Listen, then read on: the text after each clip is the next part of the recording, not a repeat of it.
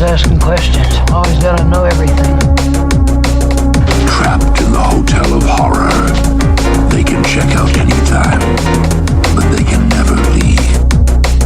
That's the same sound that was coming before. The fun ended early when they landed on Grand Island. 1 out of 2 people just started killing each other. They just decided to kill people. New Year's Eve. Attacked by the dead. Threatened by evil. The signal, it's a trick. Chased by the unknown. Terrorized by monsters. For those who dare, face a horrifying and bloody new year. They cannot escape the fate that awaits them when they become caught in the angry Hasbro. Dead or alive, they are locked in time forever. Yes, y'all, it's going down right now. Episode 279 of the Triple Shots of Moodz and Horror podcast is coming at you live and direct. Once again with the Mexicant, also known as JP. And of course, we got Mr. Saucedo, also known as Tyler, in the house. And I'll be your host, the Toxic Offender, Moodz. Yeah. What's Happy going on, my 2025, dudes? everyone. Ooh, Oh, yeah. 2025 when they hear this. Right, it will be 2025. Yeah, so hope everybody out there had a Merry Christmas and a Happy New Year's. Yeah, that's playing into it perfectly, man. We never did one of these shows before. No, we've discussed This it. was an off week for us last year too. Yeah, we usually never do a show this week, but we're just overdoing it this year. We're going crazy, but I've had a lot of fun, with Italian Horror Month and then leading into December, which was like winter and Christmas, and like it was fun. Like a lot of theme shows, really fun stuff. So of course, episode 279, New Year's Eve horror. I guess we'll just call it Volume 1. Why not, right? Mm-hmm. So, but yeah, man. So how was everyone's Christmas this year? Pretty good. Pretty chill. You guys sound pretty lame about it. I mean, I don't really celebrate Christmas like crazy, really. So it's usually about the same. Yeah. Yeah, I kind of do like the basic stuff, but like we don't. I don't like have a crazy celebration for it anymore. Man, I should fly your ass out here one time, man, because we go crazy at Christmas. Yeah. It's always a good time, man. Lots of good eats, drinks. The whole shebang, man. Always gets spoiled and all that good shit. You know what the holidays are all about. Just gorging yourself and spending way too much money. Mm-hmm. It was a good year. It was a good year. It was an odd year because I wasn't working for a month due to the strike and shit. But yeah, still made the best of it and had a good year, man. It was fun. Cool. So do you guys have any like New Year's plans at all? I don't know what I'm doing for sure yet, but the last 2 New Year's I've been sick during New Year's. So Really? I'm still like waiting for me to start feeling sick just because it's been like that. Yeah, it's like 2 New Years ago. That always happens. There's a guy that I work with too. He's like, man, I've been sick at Christmas like the last 5-6 years in a row. I'm like, man, that sucks. 2 like, years ago, I got so sick like the week of New Year's, and all I did literally was sit in the house and watch Twilight Zone and build puzzles like for the whole New Year's Day or New Year's Eve. I guess it could have been worse. I mean, it is the Twilight Zone. That's pretty fucking sweet. What kind of puzzles were they? At least good ones? I think at that time I was doing a Peanuts Christmas puzzle. Oh, that's cool. That's cool. Yeah. I was working on a Jaws. My last one that I was doing was a Jaws, like the Jaws movie poster one. Mm-hmm. Carly actually got me a Texas Chainsaw Massacre Leatherface one for Christmas. Nice. So, yeah. I got the wife, I think it was last year, maybe it was 2 years ago. I got her one of those horror film poster ones, and it has about like 100 different posters on it. That was really cool. I have one of those from like the 50s, 60s, I think. So it has like all kind of like older movies. Right. I think my boss got me that a couple years ago for Christmas.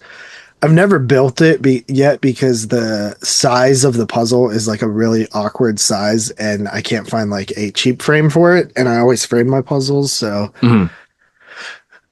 Yeah, we have like have to in the get custom. in the kids game room we have like all the puzzles that we built and stuff. We've got like all these like 80s and 90s kind of like pop culture ones and horror ones and video game ones. We got all this type of shit. We just basically put that glue, whatever, like on the top of them, and they just kind of glue them together and stuff. Yeah, I don't even glue mine. I just put them in the frame, and if you do it right, if you get an exact frame, they'll usually like stay. Yeah, I have a Peanuts one. I have like an old school like 50s drive-in theater one that I did. I have a what other one did I build? It was definitely a horror one. Can't remember off the top of my head. Oh, speaking of Christmas, man, we got to rest in peace to Olivia Hussey. I know, we killed her. We fucking killed her, dude. Like, we got to stop talking about people. Like, it is weird that she died right after Christmas. Like, in her most famous role is probably from, the original Black Christmas. Is kind of weird timing. In horror, for sure. It's very That's strange. definitely our most horror role, I would say. Yeah. But, Yeah. like, we talked about her on the Top 10 show a bunch. Yeah. Yeah. One of the films to make every list, right? Yeah, she was super beautiful, man. It's a shame. She wasn't I don't know how she passed away or whatever. I'm assuming like she wasn't even that old, I don't think either. No, she was old. Was she? She was like in her 80s, right? Oh, what? Oh shit! I thought she was just in her. that old. I thought she was like in Really? her 70s. Yeah, she was like early 70s then, because she was really young when she did that Romeo and 73. Juliet movie. Yeah, that sounds about right. Yeah. Yeah, she's done a bunch of work outside of horror, obviously. She played Juliet. That was a big role for her. Right. Right. Yeah, I was trying to think of other horror films that I remember her from, and like nothing came off the top of my mind. I know I've seen just it. Psycho. It. Psycho, Ice Cream Man. Oh, was she in Psycho 4? Yeah. Oh shit, Mrs. Bates. Right. I totally. As soon as you said Psycho, I was like, oh yeah, the fucking TV. Right. Oh, she's in this movie I watched from Vinegar Syndrome, Undeclared War, that Ringo Lam directed. She's in the It remake. Right. The original. No, the original It. Yeah. The original, Yeah, she's in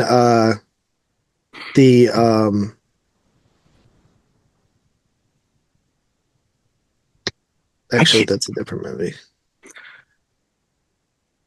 She didn't do a lot though. No, actually she didn't do a ton. No. But she was still acting up until recently though, right? Mm-hmm. Like she was still doing stuff, so yeah. But yeah, rest in peace to Olivia Hussey. Oh, I know another one she was in. Turkey Shoot. Right. The Aussie film. Nice. That's an Aussie film. Now I'm interested in it. I looked at this. You've never seen Turkey Shoot? Oh, Turkey Shoot's fucking awesome, dude. It's a great movie.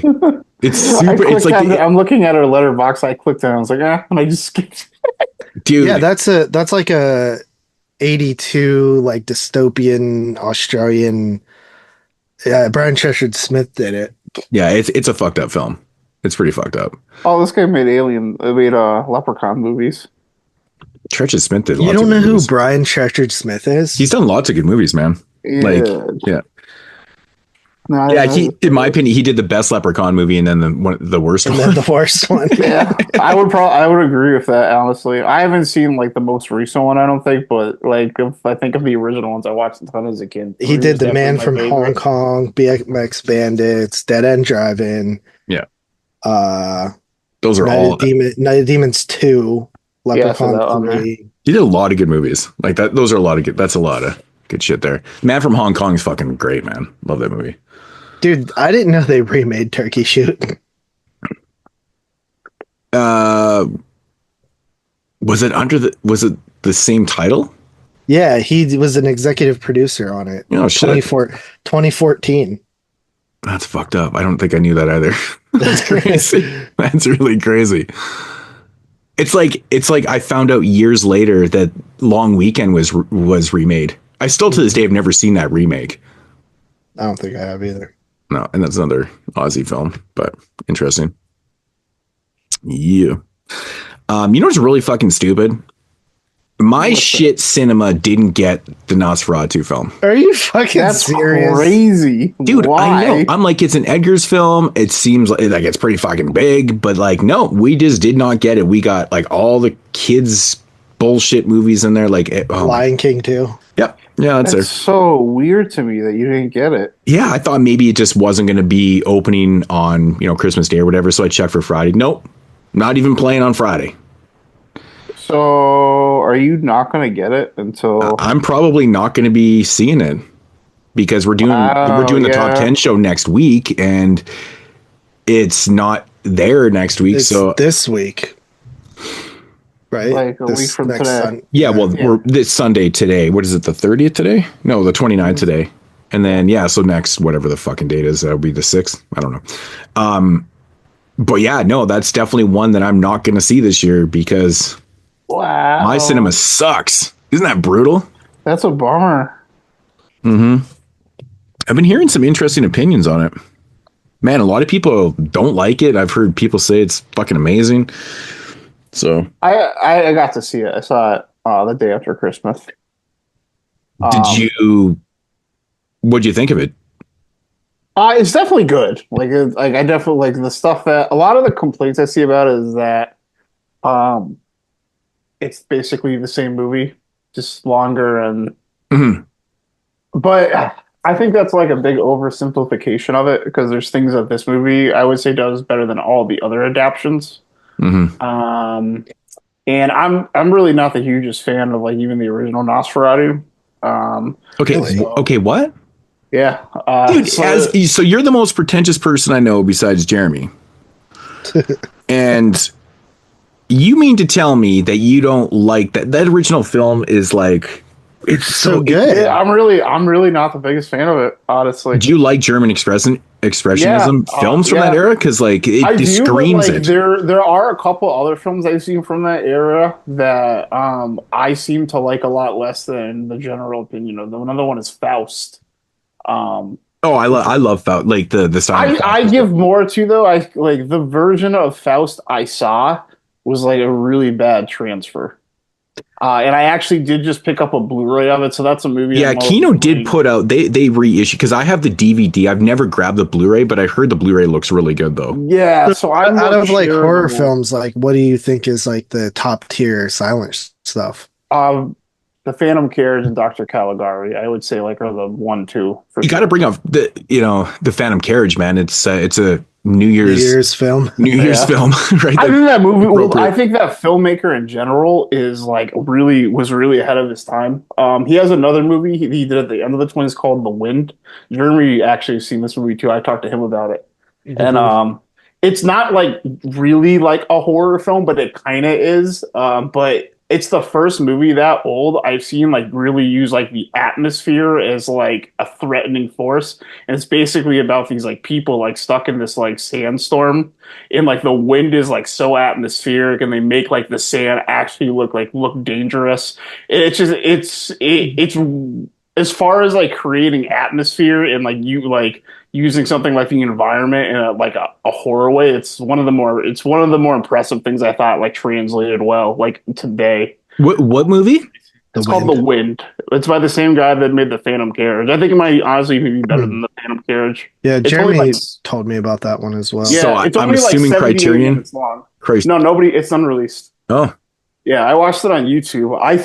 It's in public domain though, and it hit public domain last year, and there's a print of it at the Library of Congress. So like I would think someone's going to put it out. Maybe it'll be Kino because like they seem to put out more silent films than anyone else. I'd like for it to be. I'd definitely be happy. Honestly, they're one of the only ones that really do. It's got to be like Criterion. I mean, Criterion does too, but Kino. Those are just the fan bases for it. Like, Yeah. really Right. Yeah. Pretentious. Yeah. Yeah, for me, I think the best are Phantom's Carriage, Dr. Caligari, Nosferatu, Dante's Inferno are probably the ones that I think are. You know what? I can't even agree wild. more. I love all four of those movies too. Those are probably four of my favorites from that time period for sure. I haven't seen a Page of Madness. That's like probably the next one up for me. I'm not like that Jekyll high and on Phantom Hyde. of the Opera either. Yeah, I mean that one's okay too. I mean, Yeah, I like it, but I'm not like. yeah, I'm not over the moon on it either. But yeah, like I'm very specific when it comes to silent films. Like I mean, I've seen a lot of the big ones. I'm not like gonna go out there and say I've seen everything. Yeah, I've only seen like a handful of silent films, and it's like it's probably like you probably all within the most like popular 50 silent films. Yeah. Also, horror films. Haxan is pretty cool. Oh yeah, Haxan. I'm not a big fan of that one actually either. Actually, Haxan is fucking awesome, dude. I've been wanting to grab. I do have like the DVD of it. I should upgrade that one because I heard that edition's pretty cool. So, but really, you're not a fan of Haxan? That's fucking crazy to me, dude. Because like that's Criterion at its pretentiousness. But like that doesn't matter to me. It's just fucking joking. I just can't help bringing it up because like all I see behind you is just straight up Criterion. So I will say that Criterion has a bad rep because Criterion's been putting out like a lot of just like random crime thrillers and like dumb shit comedies for like 4 years, and I never realized that until I started like really buying Criterion. Yeah, well, Criterion for me, I've always been very hit and miss with what I buy on there. Not hit and miss, but very selective, I should say, because obviously being in Canada, they're never cheap, right? So, in fact, I actually got a Criterion today in the mail, which I used some of my Christmas loot, but I upgraded my Chronos finally. For 92. So I've been wanting, it's been on my list forever to grab. Like I said, I'm very selective when it comes to Criterions, but it had dropped down to a pretty decent price. So I was like, fuck it. I wanted to upgrade anyways because, you know, I obviously want to rewatch for 92. So, but fucking Chronos, that movie's great. So it's a lot easier for me to take advantage of the sales here with it. And like, it's funny, like how like they like when I first started collecting, they were probably like the most expensive label. Assuming you're only buying it on sales, but now we've got to a point where it's kind of like tipped and like other than like Kino, it's like it's really not bad. Yeah. Well, I mean, you know, back in like 2009, 10, when the Canadian dollar was actually decent, you know, like when Barnes and Noble have their 50% off sales, the shipping was pretty good too. I think they used to have flat rate shipping too. So I would get the 50% and the dollar was around par. So I was actually paying, you know, like $20 for Criterions. So I remember doing an order. I think I got like 6 Criterions or something like that. And the shipping was like $12.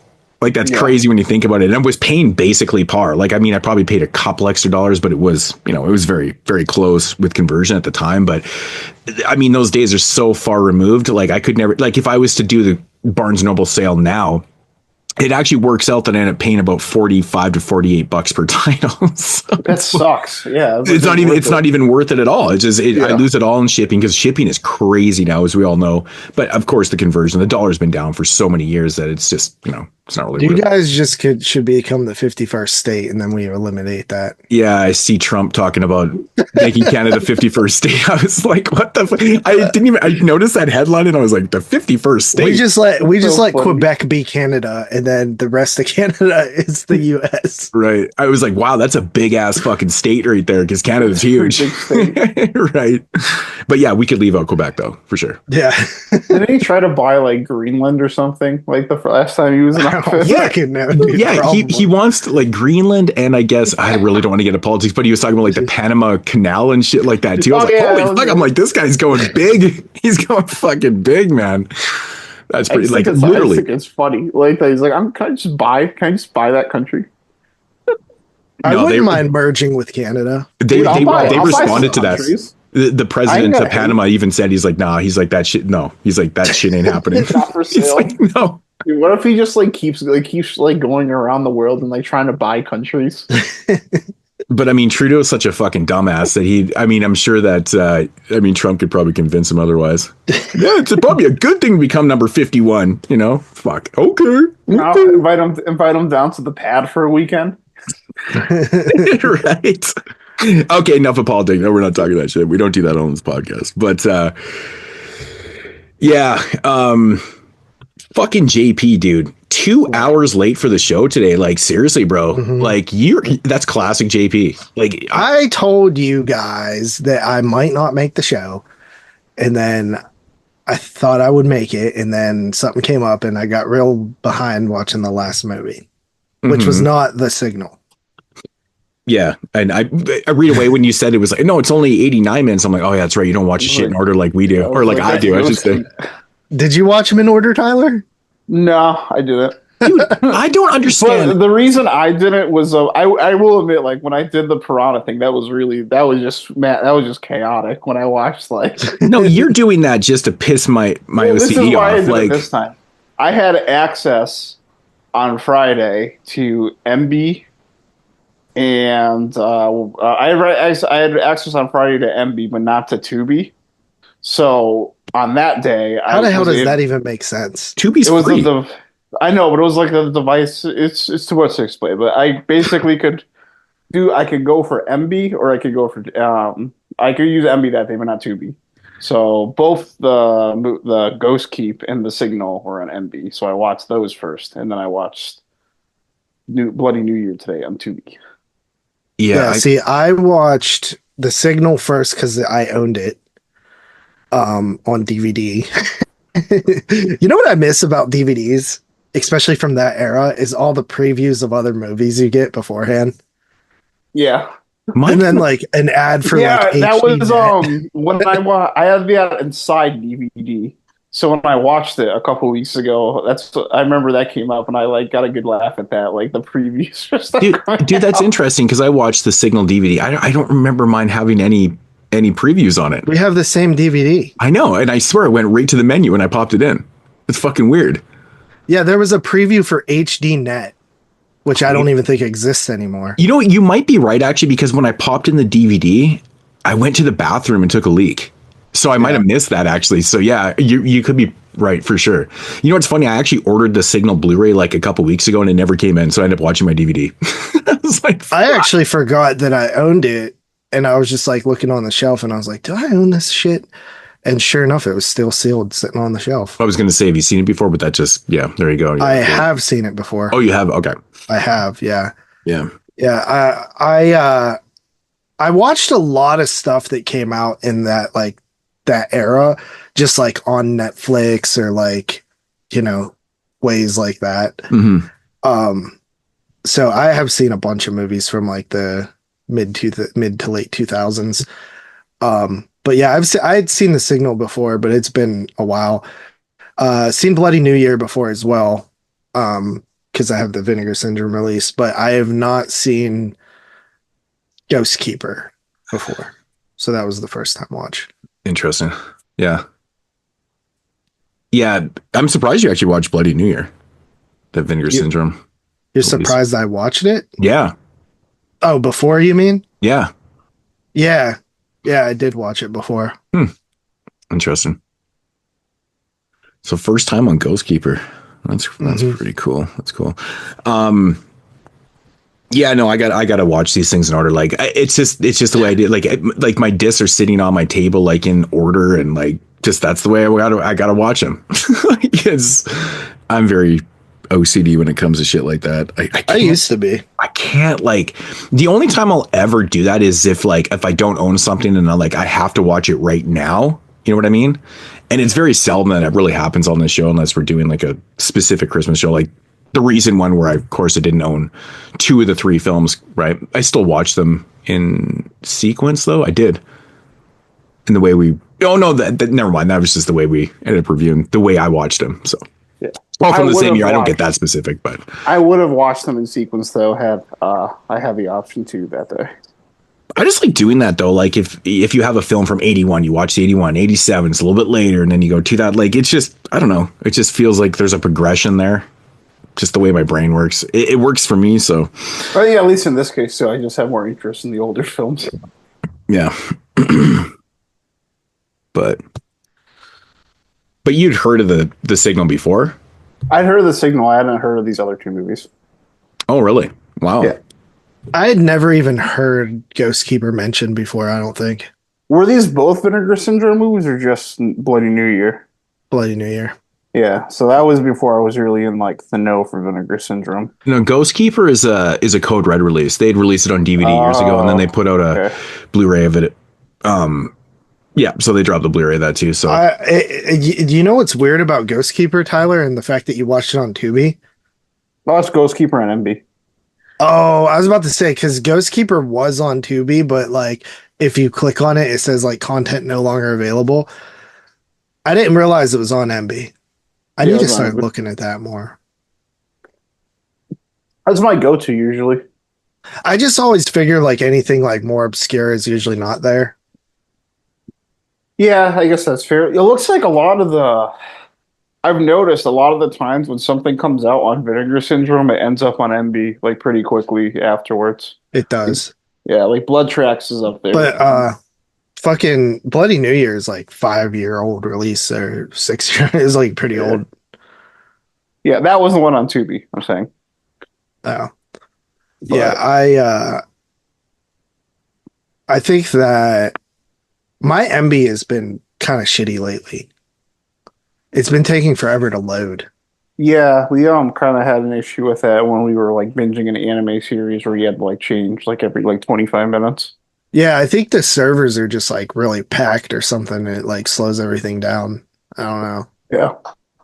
Yeah, it works better on different devices. It's been working like shit on my tablet, where that used to never give me issues. I heard that if you're like not renewing within 1 day, they like give your spot away. Oh, really? Yeah, I saw them posting about that. So if your subscription's like running out, make sure you contact them, because I think if you don't say anything, they'll just give your spot away after 24 hours. Wow, that's like kind of corny. Yeah, I think well, I guess they have so much like demand and not enough spaces. Just give more space then. I know. Well, I think they keep upgrading the servers, but I don't know. It's like weird. Yeah, I definitely don't want to lose this. No, yeah, it's very helpful. Yeah. Oh, I doubt Nosferatu will pop up on there before. Yeah, they don't put like possible. they don't really put on like, unless it was like going to be on a home release somewhere like within like a week, probably not. I mean, Y2K showed up on there like 3 weeks after it came out. Yeah, but I think you can already rent that. Yeah. Maybe. Well, sometimes that happens though. I don't know. Yeah, whenever it seems like whenever there's like, even if it's only by rental, whenever there's like a digital scan somewhere or whatever, or yeah, you can rent Y2K on YouTube and Amazon. So as long once it pops up anywhere, even if it's just a rental, I notice it ends up on there like the next day, if not the day of.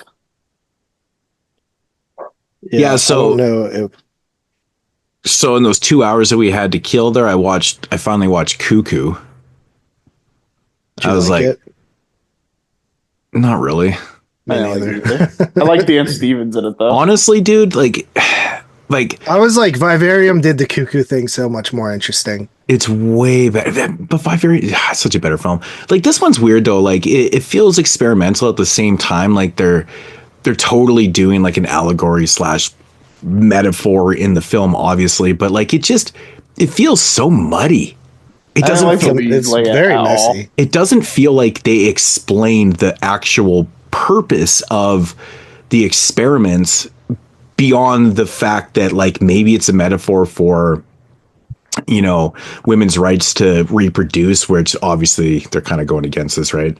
But I think that's kind of the point. But like I just found it to be like, I don't know. I was not digging really the whole thing. Like it's a well-made film. You know what I mean? Like there's a lot of good things that are happening, but like I just felt like the actual core narrative or even the meaning behind it was just so muddled. I don't know, man. I was like scratching my head after. I was like, okay, whatever. But and I also wasn't a big fan of like the whole third act of it too. Like it felt like fucking Die Hard in the third act. And I'm like, what the fuck is going on here? Like, yeah, I don't know. One of the few movies I saw in the theater, I was like, ugh. It's a really weird metaphor, you know, using the whole cuckoo thing as like reproductive and like I get the angle, but like it just felt like they went so over the top with it. And it just didn't really work in terms of explaining really what the purpose was, right? You know what I mean? It's like, I don't know. Mm-hmm. It's fucking honestly hard to wrap my head around that one. But yeah, I didn't really care for it too much, to be honest. Thought it was kind of stupid. So I felt that way about Street Trash. It was kind of stupid. No, I see. I like Street Trash. Street Trash to me felt like a fucking, I don't know, man. It's kind of what I expected from it. I don't understand how Dave Z said it's not goofy. Yeah, dude, it's super goofy. It's insanely goofy. Like the moment I seen that little blue thing, bar for goofy that little blue character, I'm like, that is cartoony. Like this is a cartoon. Yeah, he's got a different bar for goofy though, because like there's some movies we've talked about that like I can't imagine anybody not thinking they're goofy. And it's not even like dark stuff, like just like movies that are like clearly comedy. Yeah. See, the reason why I like Street Trash is because it had that kind of Necrostorm feel to it. And I like Necrostorm films, so it felt very cartoony, but being live action, you know what I mean? But this one was like, it's way more goofy than, like Necrostorm films aren't per se goofy like this. This one was just like goofy. And I was like, dude, when Dave said that, I was like, what do you mean? It's like insanely goofy. Watching it though, I can like instantly tell that Dave Parker wouldn't like it.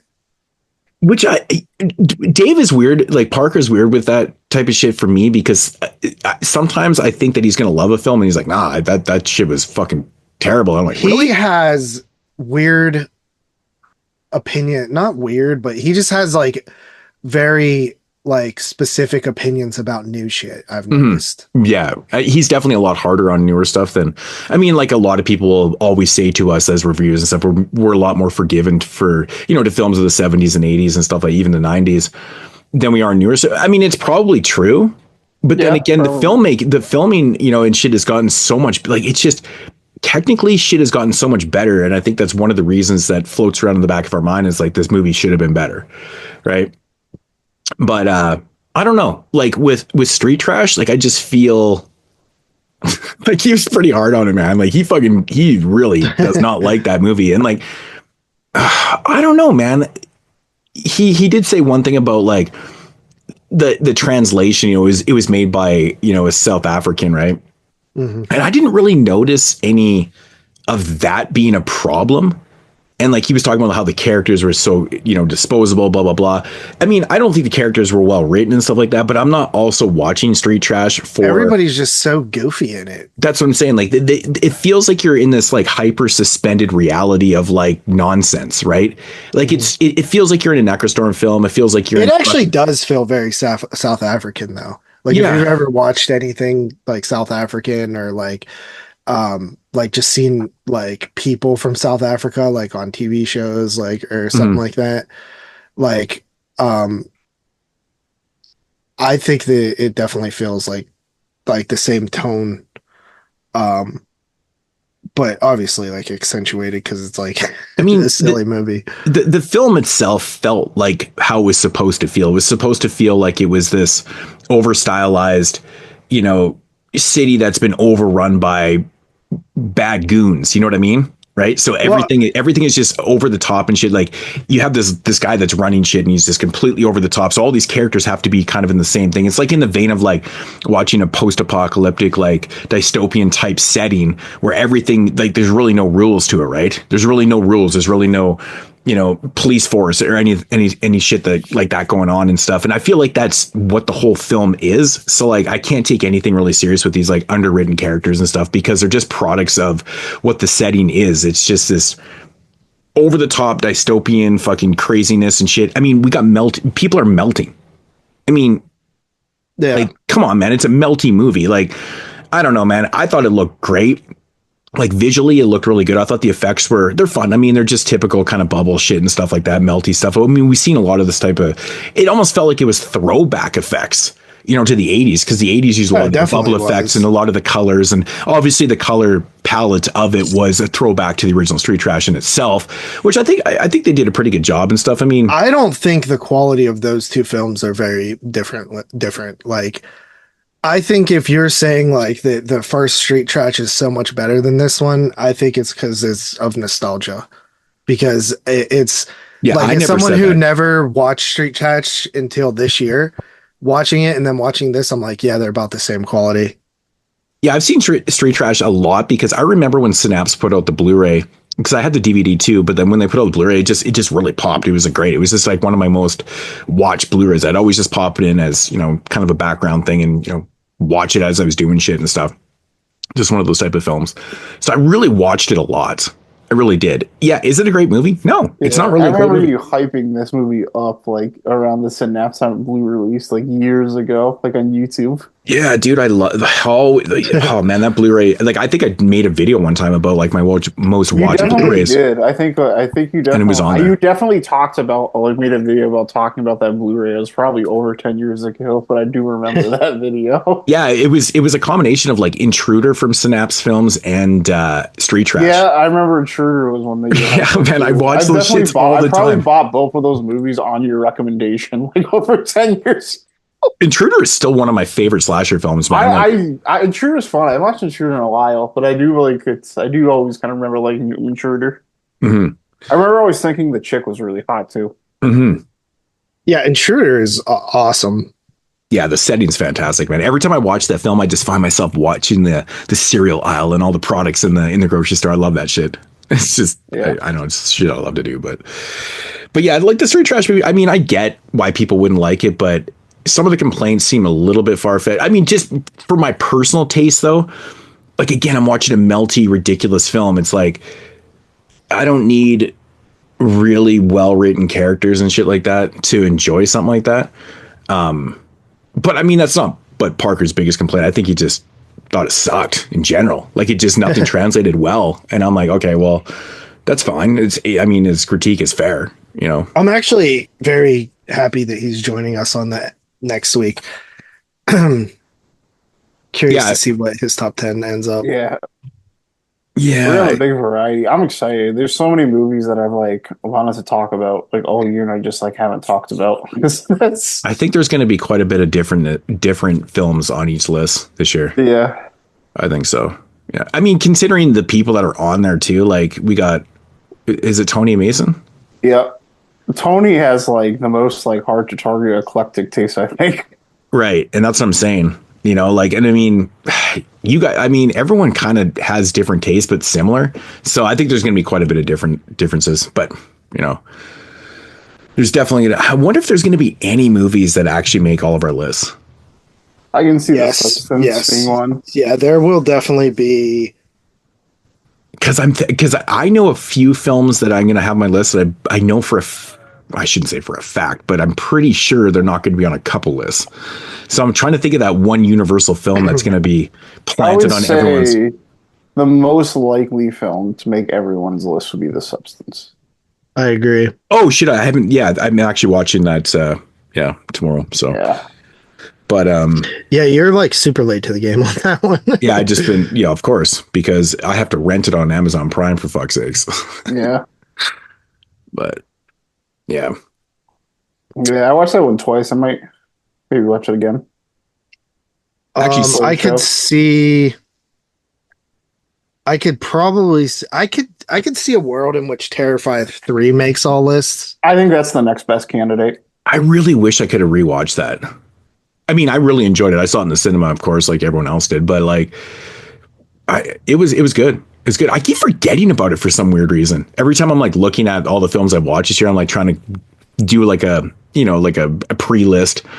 I keep forgetting about Terrifier 3. It's weird, but I think it's because I'm focusing on watching some of the last ones and stuff like that. So, but yeah, I think there's I know a couple films that are going to be on Tyler's list that I'm probably not going to make it anyone else's. Maybe one on Parker. You know what I mean? It's going to be kind of like Dude, that. I am so behind right now. Just looking at stuff that I haven't watched. Oh my god, this is Not a bad. good year. Like literally, like there's movies that would have been possible candidates for my top 10 list last year that like aren't going to make my top 25. My list is still pretty open. There's a lot of stuff that I haven't seen. Like, I don't even know how I'm going to get to everything. I'm literally going to have to watch like 4 or 5 movies a day. Yeah, I think I have a clean cut, but I don't know like the ranking. I think I have like a clean cut with like a clear number 10 and like a clear maybe 1 and 2, but like the rest could like fill in anywhere. Mm-hmm. Charlie, you saw Black Eyed Susan, right?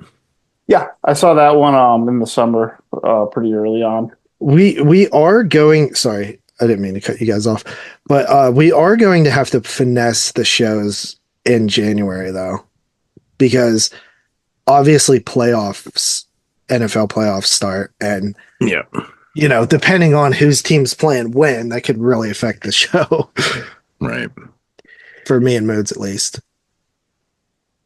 Speaking of like top movies of 2024, Bloody Disgusting just put out their top 15 best horror movies of 2024.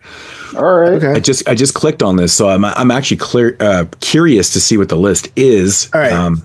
It's going to be, you're going to have Substance, Terrifier, Long Legs, Alien, Strange Darling, I Saw the TV Glow, Late Night with the Devil, Smile, First Omen, and Immaculate. I'm predicting. I would say you're probably at least 10 of those will be on there. I wouldn't be surprised if they. I wonder if Exuma is going to be on this list, because I mean, I feel like, or maybe like I can see I Saw the TV Glow not being on there. I can see that one for sure. I couldn't see it just because of the fact that it's like queer or something. Oh yeah. You know what I mean? Like I feel like it's a dead, like a shoe-in just because of that. Yeah. Oh. That sounds so bad, but I like how the Substance counts as like the foreign movie. I feel like I have a beat on like general horror's feelings. I was shocked. I could be wrong. I was shocked to learn the Substance is a French movie. I didn't know that either. Well, yeah, I guess the director is. Yeah, but like it was filmed in France with a French crew. It's like actually, and it's a French production. It's like just not a U.S. production at all. It just has American actors. Yeah. I mean, that's not overly uncommon. Right? I was like so shocked when I learned that. I was like, what? This is a foreign movie? All right. So Bloody Disgusting is top 15 best horror movies of 2024. Number 15, of course, is, I don't think this one got mentioned, but Oddity. Okay. I did not mention that one. Yeah, I mean, we've talked about Oddity a couple times on the show. I mean, the consensus is people usually really like it, or they're just kind of where me and Tyler are. Like, it was good, but it kind of left you wanting more. You know what I mean? Like, it was just one of those things. I wanted more out of the actual narrative, right? Like, it's really creepy. There's a lot of good shit that's happening in it, but I just wanted more from the actual story. So, nice. Number 14 is The Coffee Table. Wow, I didn't think that would be on this list. I'm actually really surprised to see that on here too. That's crazy. Number 13 is Woman of the Hour. Interesting. I didn't see so that. I'm 0 for 3 so far. This is a weird choice. That is a weird choice because I can't even see that movie making my like top 25. No, exactly. So if we did a top 24 or 24, that wouldn't make your top 24? No. I haven't seen it, but I've even been hearing close. from everybody that most people even told me they're just like, yeah, don't watch It's it. a fine movie. Yeah, it's a fine movie, but it's just like nowhere It's near not a like, top the best. movie. Yeah. Right. It's a movie like you watch once, like, yeah, that was all right, and then you never watch it again. Yeah, it's like the story about the movie is much more interesting than the movie. Right, of course. Number 12 is Stop Motion. All right. Damn, I'm 0 for 4. That's good Stop shit. motion is cool. Stop motion is fucking gross. That's cool. Stop motion's on here. Yeah, this is the one I was trying to get out before we, when we were talking about what was on the list before, was The Devil's Bath. Oh, Devil's Bath. Yeah. That's kind of figuring this one might make a few lists. Never know. I guess it depends what your taste is. Number 10 is Azrael. I don't like this movie. All right. I mean, they're surprising me here. Yeah, this is. I was on the fence about watching this. I mean, it's making top 10 bloody disgusting. I mean, it must be worth watching. But you didn't like this one, Tyler? I don't like this one, but I think Dave Parker really liked it. Yeah, I have it on my list to watch, but yeah. So number 9 is A Quiet Place Day One. I didn't even bother with. Damn it! I forgot about that one. That does seem like a movie that they would have. Right. I like this, honestly. Like, I liked it better than the second one, but it's not like a movie that's like can be anywhere near my top 25. Yeah, which is this is the prequel one, obviously Day One. All right, so number 8 is really Infested. Yeah, we had actually reviewed this on the podcast this year. Yeah, I preferred Sting over this one. My biggest complaint with Infested was actually something I think that Parker even said. He said he liked the characters, where I was like completely the polar opposite. I couldn't stand anybody in this movie. I just felt like it was just everything bugged me about this one. I liked them about equally. These movies feel like such a long time ago. I know. Yeah. Interesting. I didn't expect to see Infested on that. It's crazy. Okay. Number 7, I Saw the TV Glow. Told you. You got one. Yep, got one. Number 6 is The First Omen. Yeah. I got 2. I figured this would be on here for sure. I thought you were going to get way more than that. Here we go. Number 5 is Smile 2. Got 3. Of course. Man, really? Like, people all these love this movie. People love this movie. Yeah, actually, I haven't watched it yet, but Moodz and like one other person are like the only people that I heard didn't like it. Well, I wasn't even a big fan of the first one, but this one was way worse to me, man. But I don't think it was way worse, but like it's like I think it's at best it's the same movie at best. It just has no business being like 2 hours and 10 minutes. I don't understand the runtime on this. It's like it's the same thing, and it's just like it tells you like it just does the same thing over and over for 2 hours. It's scary. It's literally scary in the sense that like there's jump scares, but it's like that's all the movie's doing. It's just like the circle of jump scares. I feel like you guys don't like scary movies. I feel like Smile, the first movie, is it does the scares and it does the premise a little bit better. This one just feels like an extension of it. That's fine. It feels like it's an extension of it that just keeps going and going and going and going. Like it just the first one stops. I thought was like a genuinely pretty scary movie, which is why I didn't think that. All right, so I was laughing like I have. Oh, shut this guy! I swear to God. Number 4 is what I said, Exuma. That's pretty fucking cool. Number 4. Number 3 is Long Legs. I expected that one on this list. Number 2, of course, is The Substance, which what the fuck is number 1? Oh, really? Nosferatu. Yep. Okay. So I think I guess 4 or was it 5 of the Did you guess Nosferatu? No. I mean, there's a bunch of these that I predicted that would be on here too, but like I never thought Infested, Quiet Place. I didn't even think of the Quiet Place, Azrael. Well, at least it makes Devil's Bath. I tried to say that the list is more unique than I guess we give it credit for. It's more unique than I expected. Like I actually believe this is someone's like list of like their 15 favorite movies. Is this the Bloody Disgusting's list, or is this like Megan Navarro's list or something? This is Megan Navarro's. See, I would have picked a different list had I knew it was her list. Yeah, so the title is Bloody Disgusting's top 15 best. It's written by her. I don't know if it's I don't know if it's compiled from everyone at Bloody Disgusting. What they used to do was they would have each like editor do their own list. Mm-hmm. I would prefer something like that. I remember when they did that. Yeah. That's why I took it as like a collective here of Bloody Disgusting writers. Yeah. This is the movies that we thought were the best, and then they just ranked them, and then that's what it was. So they also used to do like cool stuff like top 10 or like top 5 slashers or top 5 like subgenres. Like that. Yeah, I remember that. But it's tough when it comes to subgenres because, like, was there really even 5 slasher movies this year? Right? Like, you always have to cut subgenres every. I guess it doesn't have to be the same articles every year. Like, if you have 5 fucking psychological horror films one year and you don't have 5 the next year, you just have that category for that year, right? So, But yeah, slasher films are pretty far in between now. I mean, they seem to come out in bunches, but I don't think this year was one of those years. So, I mean, there was In a Vile Nature is definitely a slasher film, but Yeah, it's a slasher. yeah. So, I mean, there is some, but there's that one on Netflix. What was it? It was like the time hoppy one. oh yeah, I passed on that. I heard it was bad. It's bad. Time cut. It's bad. I didn't mind it.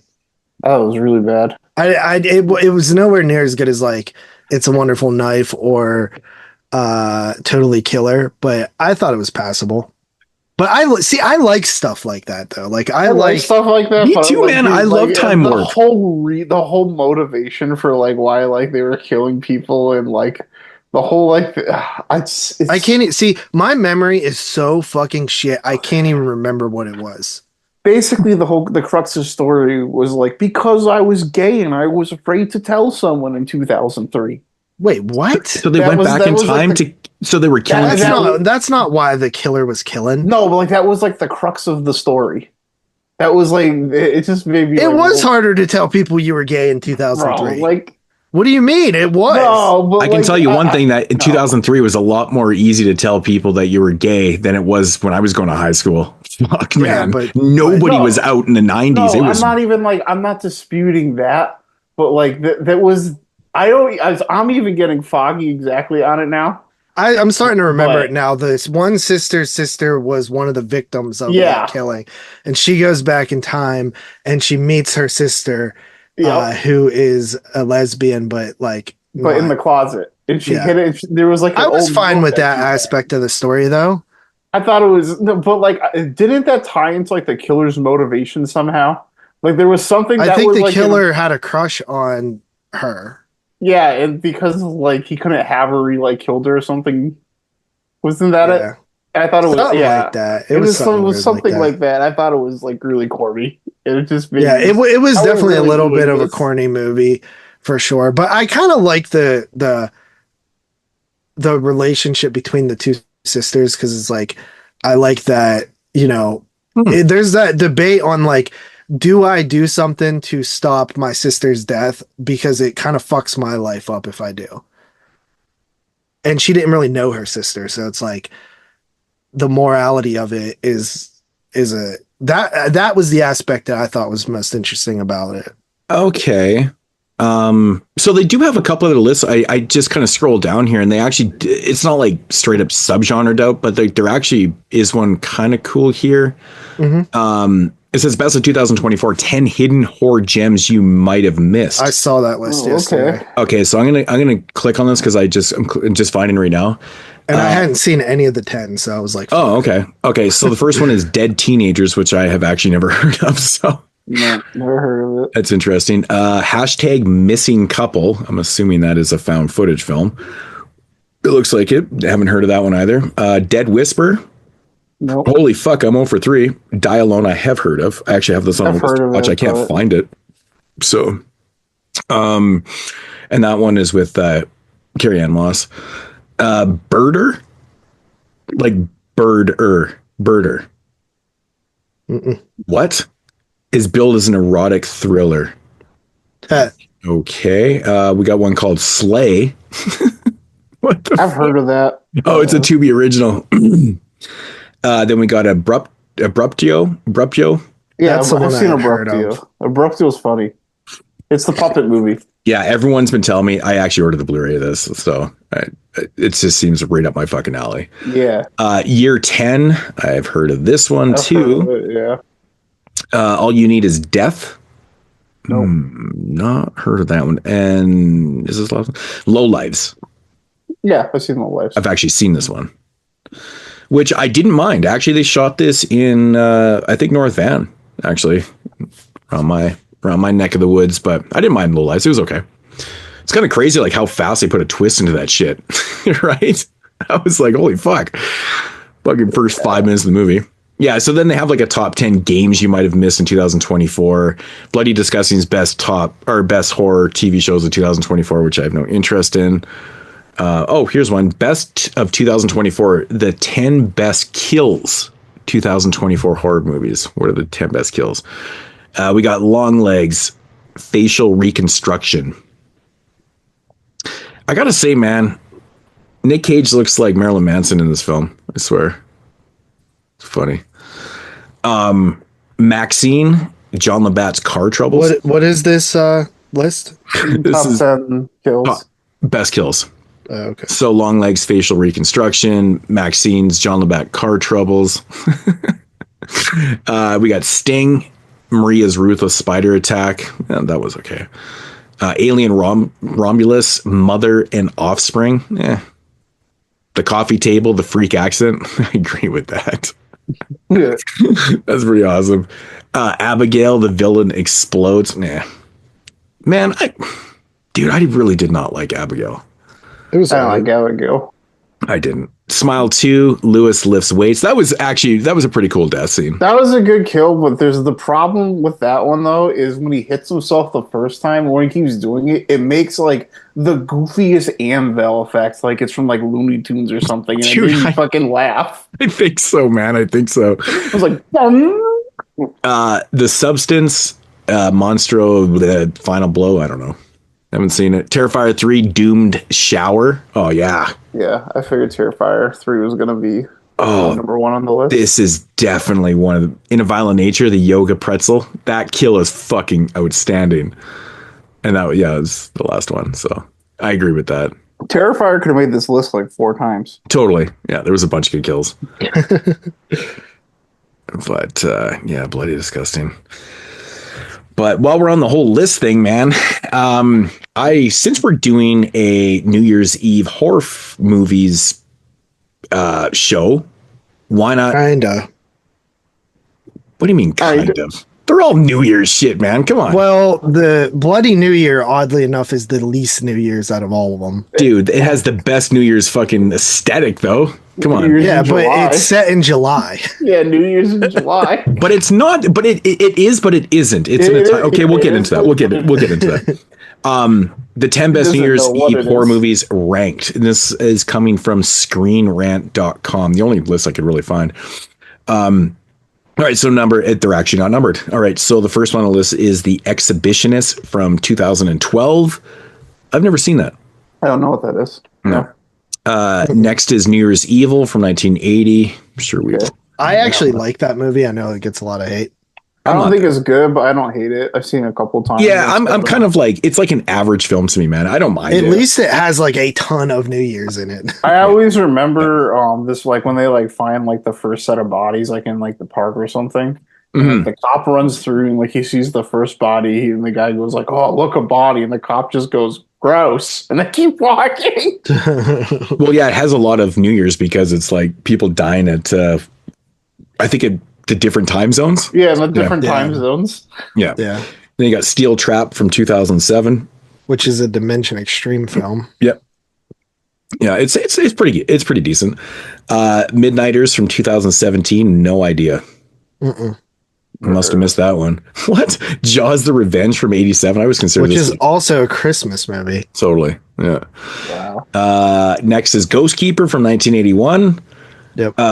Bloody New Year from 1987, of course. What the fuck is this? Into the Dark, New Year, New You. What? You asked that last week.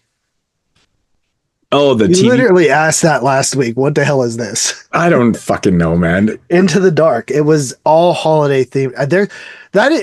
I do like that show existed, even though I heard like mixed results on. I've watched the Thanksgiving one, I think, but it was cool that it lasted, I think, 2 seasons, and it gave you like holiday movies, like 12 holiday movies for each season. So where did they play again? It was an Amazon Prime show. Yeah, probably not. Probably just .com. Next up here is Into the Dark. What the fuck? I don't know what this is. Into the Dark. Midnight Kiss from 2019. Never saw it. And then I'm assuming this is probably the last one. Yep. Terror Train from 1980. Yeah. Like I always said, man, that one is that's probably the best movie on the list. It's the textbook definition of overrated, in my opinion. People rate it high. People literally rate Terror Train high.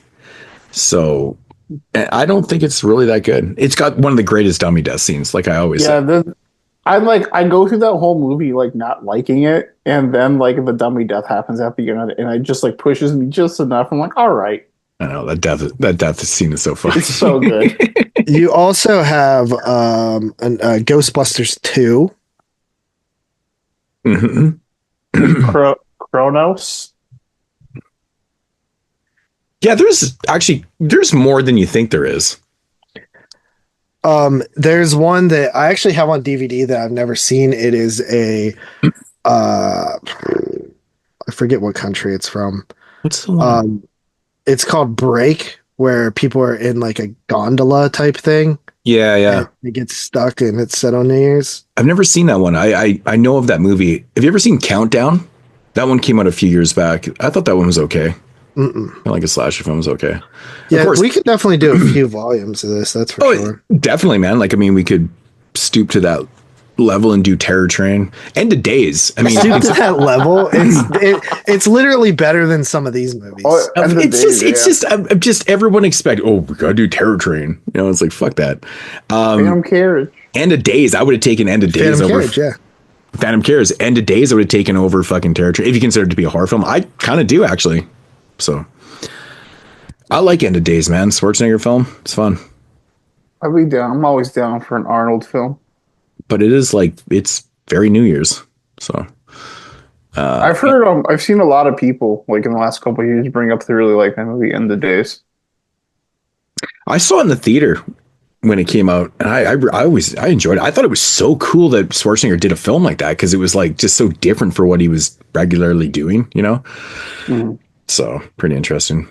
But Mystery of the Wax Museum takes place on New Year's. Mm-hmm. Oh, that would be a good one. I like that movie. Yeah, Bloody New Year from '87. That's one we watched. What else? End of Days. The Signal. What is that? 30? What year is that? 32? 33? I think 33. Yeah, I'm not sure. The Fifth Chord. Doesn't that movie take place on New Year's, doesn't it? Oh, yeah, it's a good movie. But I think we've reviewed that before. Yeah, we did that on Italian Horror Month last year. Oh, I always forget about the Millennium Bug. That one's okay. I don't mind that movie. That's pretty good. Night of the Virgin. Kristen from 2015. I think that one was a New Year's movie. Which one? Kristen. Oh, I don't think I've seen that. Night of the Virgin from 2016. That was a good one. I think that was on Netflix, actually. You guys watch that one? Night of the Virgin? I know Tom Horsball. He's a big fan of that one. He always hypes that one up. I've seen that. That's a good one. Yeah. Oh, wow. There's like, if you type in a list, holy shit, Amityville Ripper. 2023. Man, there's actually quite a bit. Is The Substance a New Year's film? Oh, yeah. We talked about this. The Substance. I say yes. Tyler said. Yeah. Well, if we're defining like New Year's like we defined Christmas last week or anything like on New Year's the holidays happens, yeah, then it's definitely a New Year's movie. I remember you guys had a debate about that for 20 minutes. Tune, then 20-minute debate. I can't like pick movies that like just happen on Christmas and then say it doesn't count. So Rosemary's Baby. I didn't even think of that. But the end scene is a New Year's party, right? That's one of my favorite movies, right. And I couldn't even tell you if that is. So that's crazy. It might be I think there is maybe a part though that like they have it. Maybe it's New Year's in the middle of the movie because they do have like a couple like random parts. No, I think the end is New Year's. You could be right. It's crazy. I'm surprised it doesn't pop up on any of these lists, man. That's crazy. But yeah, because in terms of New Year's, so what do we have tonight? Ghostkeeper, The Signal, and Bloody New Year. And Bloody New Year. Yeah, it's so funny that Bloody New Year is called Bloody New Year, but most of the movie takes place not on New Year's. I think the alternate title for that movie is Time Travel Terror. I think it's actually known as that. It's called I can see why they changed it. But that's what. But that's why. I mean, it does. I mean, it does. You know, it makes sense in the narrative, though. I mean, we'll get into it. We'll get into it. But yeah. So But I consider Substance, you can throw it in there. Like if I was going to watch a couple movies like to celebrate New Year's, I could totally put Substance in there. Well, I'm watching it tomorrow, so I'll let you guys know. Well, next show's top 10, so Yeah. Unless you just hate it. You're like, Fuck, why did you I guys feel like- all hype up? Oh, dude, if you hate the Substance, I can't imagine it because it is literally like Kubrick and fucking Henenlotter and who was the other director that we threw in there? Cronenberg probably. Cronenberg, yeah. I mean, It's like all three of them combined. how could you go wrong with those three combined? Yeah. I mean, that's just There's a lot of Visually, that's crazy. There's a lot of names a lot of directors people use to describe this, and they're all good directors. even like a Brian Usna too. Brian Usna, he does a lot. Yeah. He did a lot of body horror and stuff like that. I also think that to me just like is awesome casting for that particular role as well because it fits so well because it's You know who literally is about- was supposed to be Dennis Quaid's role? who? Randy Ray Quaid? Liotta. Was it Randy? Oh yeah, Randy. No, could you imagine? Fucking Yeah, Randy it was Quaid, supposed- fucking cousin Eddie. Yeah, it was supposed to be Ray Liotta. I guess he even started it, and they had to reshoot some scenes like when he died. Wow, crazy. Yeah, I could have saw that actually. When the fuck Yeah, he did they would've done a start good filming job. this movie? Because Ray Liotta died, what, 2 years ago? yeah. I know he's had movies come out yearly, every year since he's died. He was a working dude though, man. He worked on a lot of shit. Yeah. And I mean shit too. For real. But yeah. Y'all's got anything else? Nope. No, I don't think so. Why you guys so fucking lame? You bring nothing to the table. It's always just me bringing shit to the table.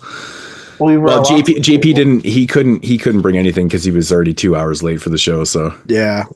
yeah, at least Barely he- made it. yeah, at least he got here. So, but yeah, no, I guess that's everything, man. That's going to conclude the intro, and we're going to get into these featured reviews here on episode 279, New Year's Eve Horror, Volume 1. We'll be back in a minute.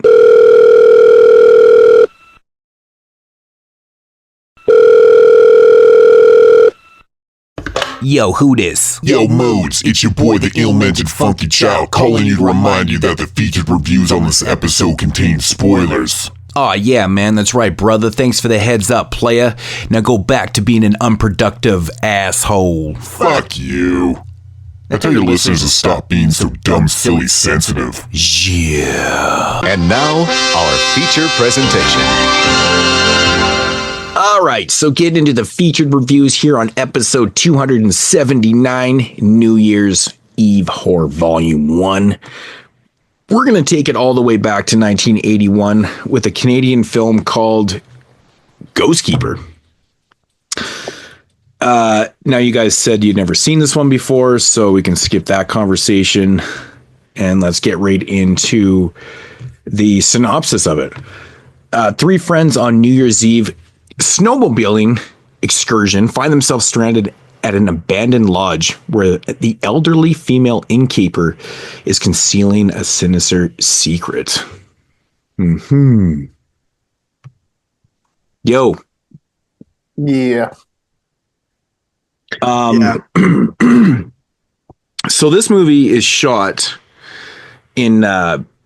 It's definitely, you can tell it's super Canadian. it's close to, I mean, it's not overly close to where I am. It's over in Alberta in Lake Louise. Like, The moment that woman was telling the story about when she was in grade 10, I was like, yep, Canadian.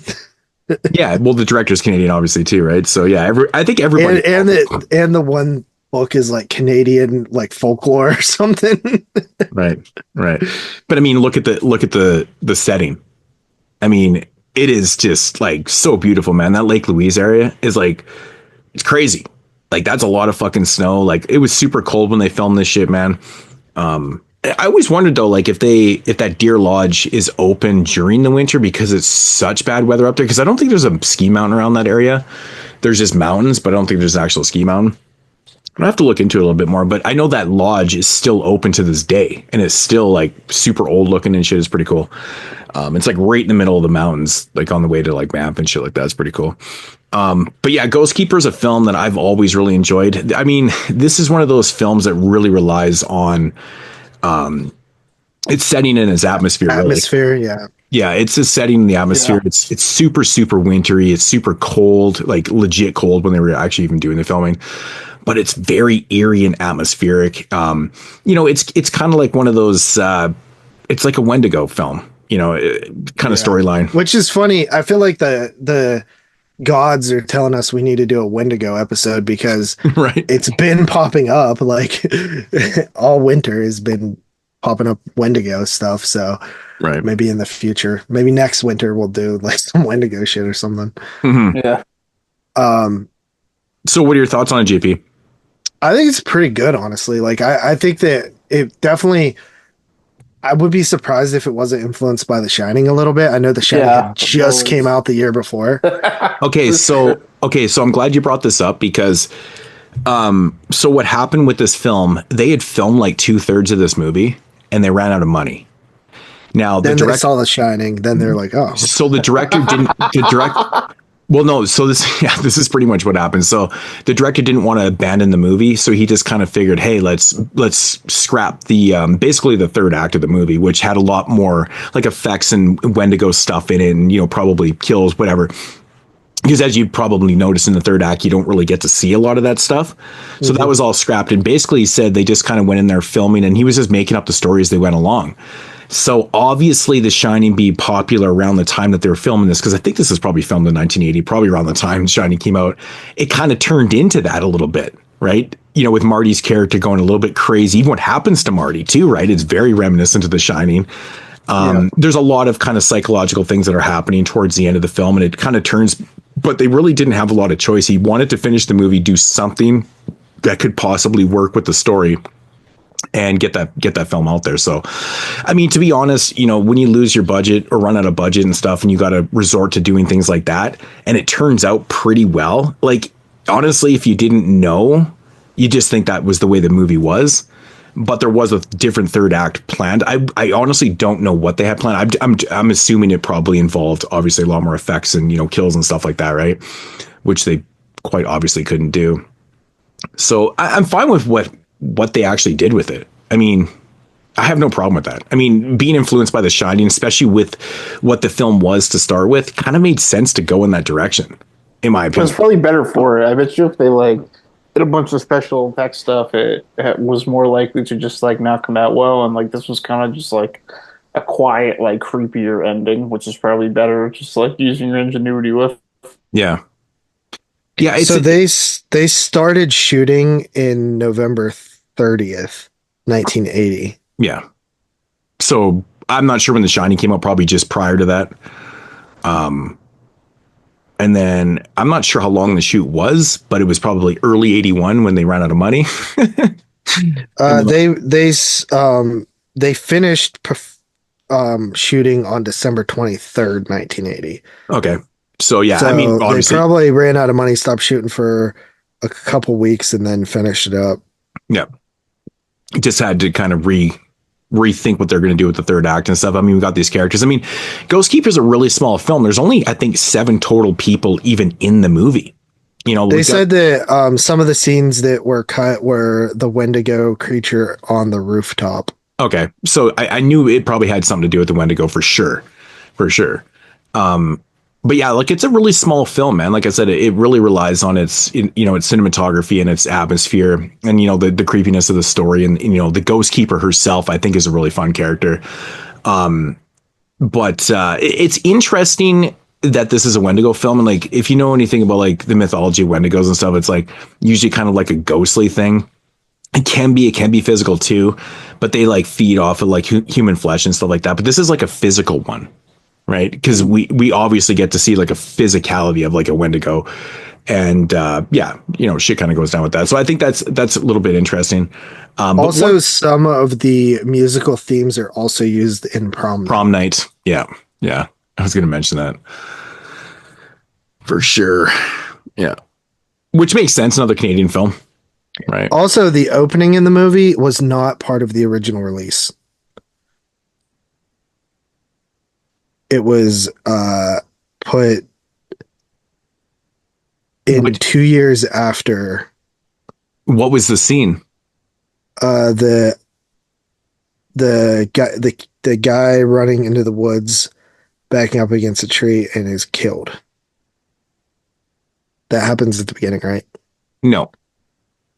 They on the Blu-ray release, they have that scene as a feature. Okay, I watched the version. It's not director approved. I actually watched. I don't know which version I watched because I watched it on YouTube.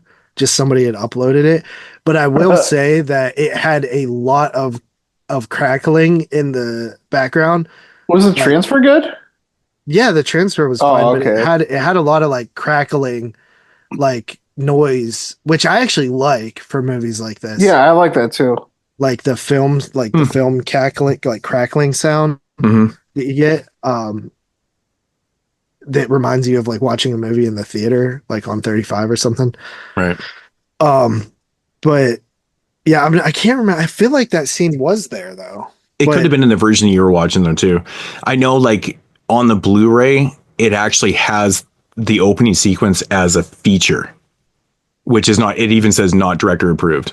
So, like on the Blu-ray release, it's not actually on that version. Yeah, because the distributors shot that 2 years after. Yeah. So when Bill put out the Blu-ray, they put it as a feature on there, and it literally says in the feature, it says not director approved.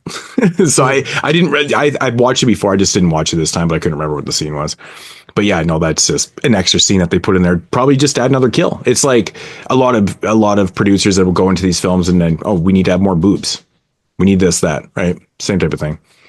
Which I mean, completely don't need that scene. Here's what Rosemary McCracken of the Calgary Herald said about this film on its release. She said, the film has distinct echoes of Stanley Kubrick's The Shining. Mm-hmm. Despite the flaws in the script, the film has a fair bit going for it. The performances are a notch above those being offered in much of the American horror fare being served up in our theaters. I mean, to be honest, it is a very low budget film with the acting seems very comparable. Right? Yeah. And I just honestly like the setting. Like, I think setting it in this like little lodge thing. Yeah. Like I said, is a real place. Like Deer Lodge that's the real name of it. It still sits there to this day.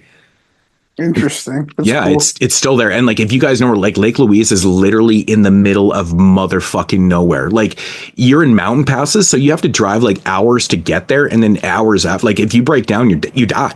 Like you're in the mountains. Yeah, we, shit. Like, we definitely don't know about that. Yeah, dude, it's crazy. Like you want to talk about like real mountains and like real scary shit. Like you got to go through mountain passes and like. It's just pure like it encapsulates winter so well. I mean, that's not your typical Canadian thing. That's very kind of specific. I mean, that's high in the mountains. You're getting a lot of snow, but what a beautiful time to film. Mm-hmm. And like they captured that shit so well in this movie. But like I actually looked it up the other day. I'm like, is Deer Lodge like still there? I'm like, shit, man, it's still going. You can rent rooms and everything. Like it's fucking crazy, man. So pretty neat, man. Pretty neat. But I've always been a really big fan of this movie. I like slow burn movies like this that take place in like really creepy old hotels and stuff like that. Like I'm a big fan of Ty West Innkeepers. I know a lot of people don't like it, but I like that kind of setting where you got people just with dialogues and creepy shits happening in hotels and stuff. It's a bit of a slow burn, which I like. I am a big fan also of isolated lodges and hotels and like cabins and stuff like that. All that stuff works for me really well in horror. So I just thought like, although like there's like a throat slit in there, there's not like a lot of like kills or anything like that. But like I said, there's only 7 total characters in this movie, and that's including the storekeeper who eventually shows up at the end of the film. And I'm assuming they brought him in because they had to obviously do a third act just to have another death scene, right? Because they saw The Shining. Yeah, well, I mean That's Scatman, dude. it is Scatman. It is Scat. I mean, it is funny how this movie is not The Shining until the third act, and then they had to do something that was going to work with what they could. I mean, I think just like the framing of certain shots, like in the hotel, just like reminded me of The Shining as well. yeah, absolutely. I mean, it could have been what they're going for. Maybe he had it in the back of his mind. He's like, well, ran out of money. I guess we're just going to go full blown Kubrick here, whatever. But no, like I always have a good time watching this movie, man. Like, you know me, I like slow burn atmospheric movies, and this one just is like the epitome of it. It really is. And I like the story. I like, you know, like you get introduced to like this, you know, the Ghostkeeper, which is, you know, the mom, basically. You know, she's got a son in the film, but then there's one step further. There's something else there too. I always really multiple sons, right? I always like the whole mythology of the Wendigo. I don't really know what the Wendigo is, because I feel like every fucking movie I see does something arbitrary. Different. Like, so I've seen Wendigos. Like they just do whatever. Yeah, like I've seen ghostly ones, you know, like where it's not even like physically there, and then I've seen physical ones, and like this Wendigo version is like it's kind of like the unseen. It's like the dude in the basement that's like hideous and like he's stowed away from society because he's a mongrel, you know, kind of thing. But like that's kind of what I feel with this one. But whatever. I mean, it's mythology. You can do what the fuck you want to do with the Wendigo. I need to ideology. look into like more. But I mean, the consensus with Wendigos is like, you know, they do feed off of like human flesh and stuff. Like that's how they survive and stuff. But I think this one kind of takes it one step further. It kind of gets you thinking too. Like, like there's a scene in the film, obviously towards the end, where, you know, like our main character does something to the Ghostkeeper, and you know she kind of becomes the Ghostkeeper. I really like they sort of like hinted at that throughout the whole movie, but by the way she was talking to her, talking about like what you have inside you, and like, you know, you're gonna be tough and stuff. And I was like, okay, I feel like they're showing you where it's going. Yeah. It's almost like she's like almost being sacrificial at that point within the dialogues. Like she knows that she's almost going to be passing this duty off in a sense, right? Yeah. It's really interesting. Yeah. Yeah. Yeah. But I like that, you know, it's like a lighthouse keeper or something. You know what I mean? It's just like, it's like you're doomed to be in this place until you find a replacement. Kind of like the Phantom's Carriage too. It's an interesting premise too, because like the Wendigo seems like this very scary creature kind of thing, and you don't really know much about it and stuff, but it needs someone to watch over it and almost protect it to the point where it needs like a mother-like figure to almost, you know, to feed it kind of thing. It's really interesting. Was this part of your 51 weeks of 1981, horrific weeks of 1981? I can't remember if I did this one or not. I probably did, because I'm wondering if you did do it, you wouldn't have had that Blu-ray yet. No, I would have I do still have my DVD of it though, the Code Red DVD. Yeah, because there isn't, like, this thing's out of print. I would like to see somebody else release this, because I actually enjoyed this movie and I would return to it again. I think there's I would really like to know what's going to happen with all the films that Bill and Walt own, like what's going to happen with all their shit, because like obviously nothing's happening with Code Red releases right now or the Scorpion stuff. Yeah, so what I would assume would probably happen is eventually they will expire, or the family will sell them off in bulk to like another company.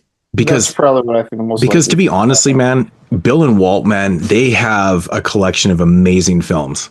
Like there's so much good stuff in those catalogs that like I mean, oh dude, it would be so cool to see just really good releases. I mean when Code Red first started putting out Blu-rays, it also, like, because I'm wondering, because when you think about it, right, when you think about like all their titles, like clearly some of their titles they didn't like own in perpetuity, right? Like they owned like for a window, because we've seen other titles like that they've put out. So Bill's thing was, if he could buy a film, he would try to buy the rights to it. So like a lot of the movies that you don't see being re-released and stuff like that are probably ones that he owned, but he made a point of trying to buy movies, which is normal, which is normal with these boutique. Oh yeah, I'd rather. Right, exactly. If you own it, you can just keep doing what the fuck you want to do with it, right? It's fine. So I mean, I think something with like Soul Survivor, why it's never leaked out, which it's kind of one of those titles I feel like somebody would have picked it up and re-released it. I feel like Bill probably owns that. So it might be a long time before we see the rights go somewhere else. So I don't know. I mean, I don't know what he has for family. I don't know anything really about Bill's personal shit. So like, I'm pretty sure he wasn't married. So he didn't like, the wife didn't inherit everything. I have no idea. So who knows? But there's a vast catalog here, man, between Bill and Walt. It's pretty crazy. It's pretty fucking crazy.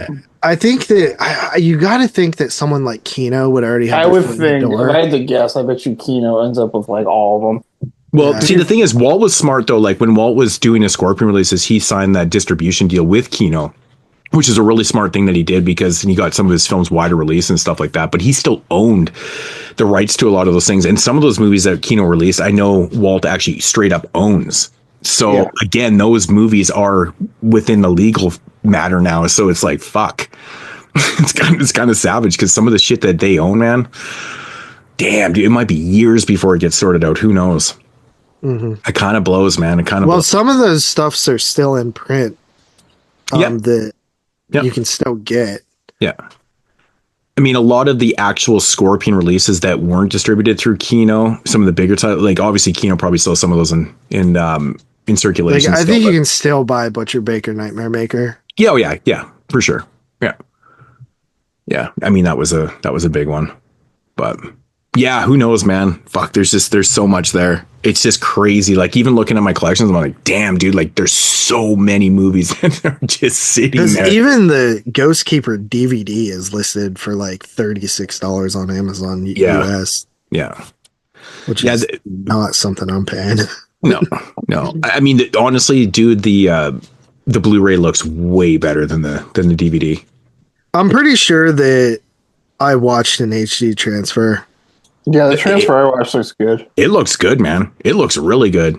Like it would be so shitty to watch that movie with a really bad transfer, because visually it's so enticing, right? Like it's that beautiful white snow and open, landscape shots, and like a lot of the establishing shots in the beginning of the film. Like if that didn't look good, you'd be like, oh my God, that's such a shame. So, but yeah, it looks really good. So, but yeah, back to the movie, man. Like you said, though, there's not a lot of kills in the movie because there's not really a lot of characters per se.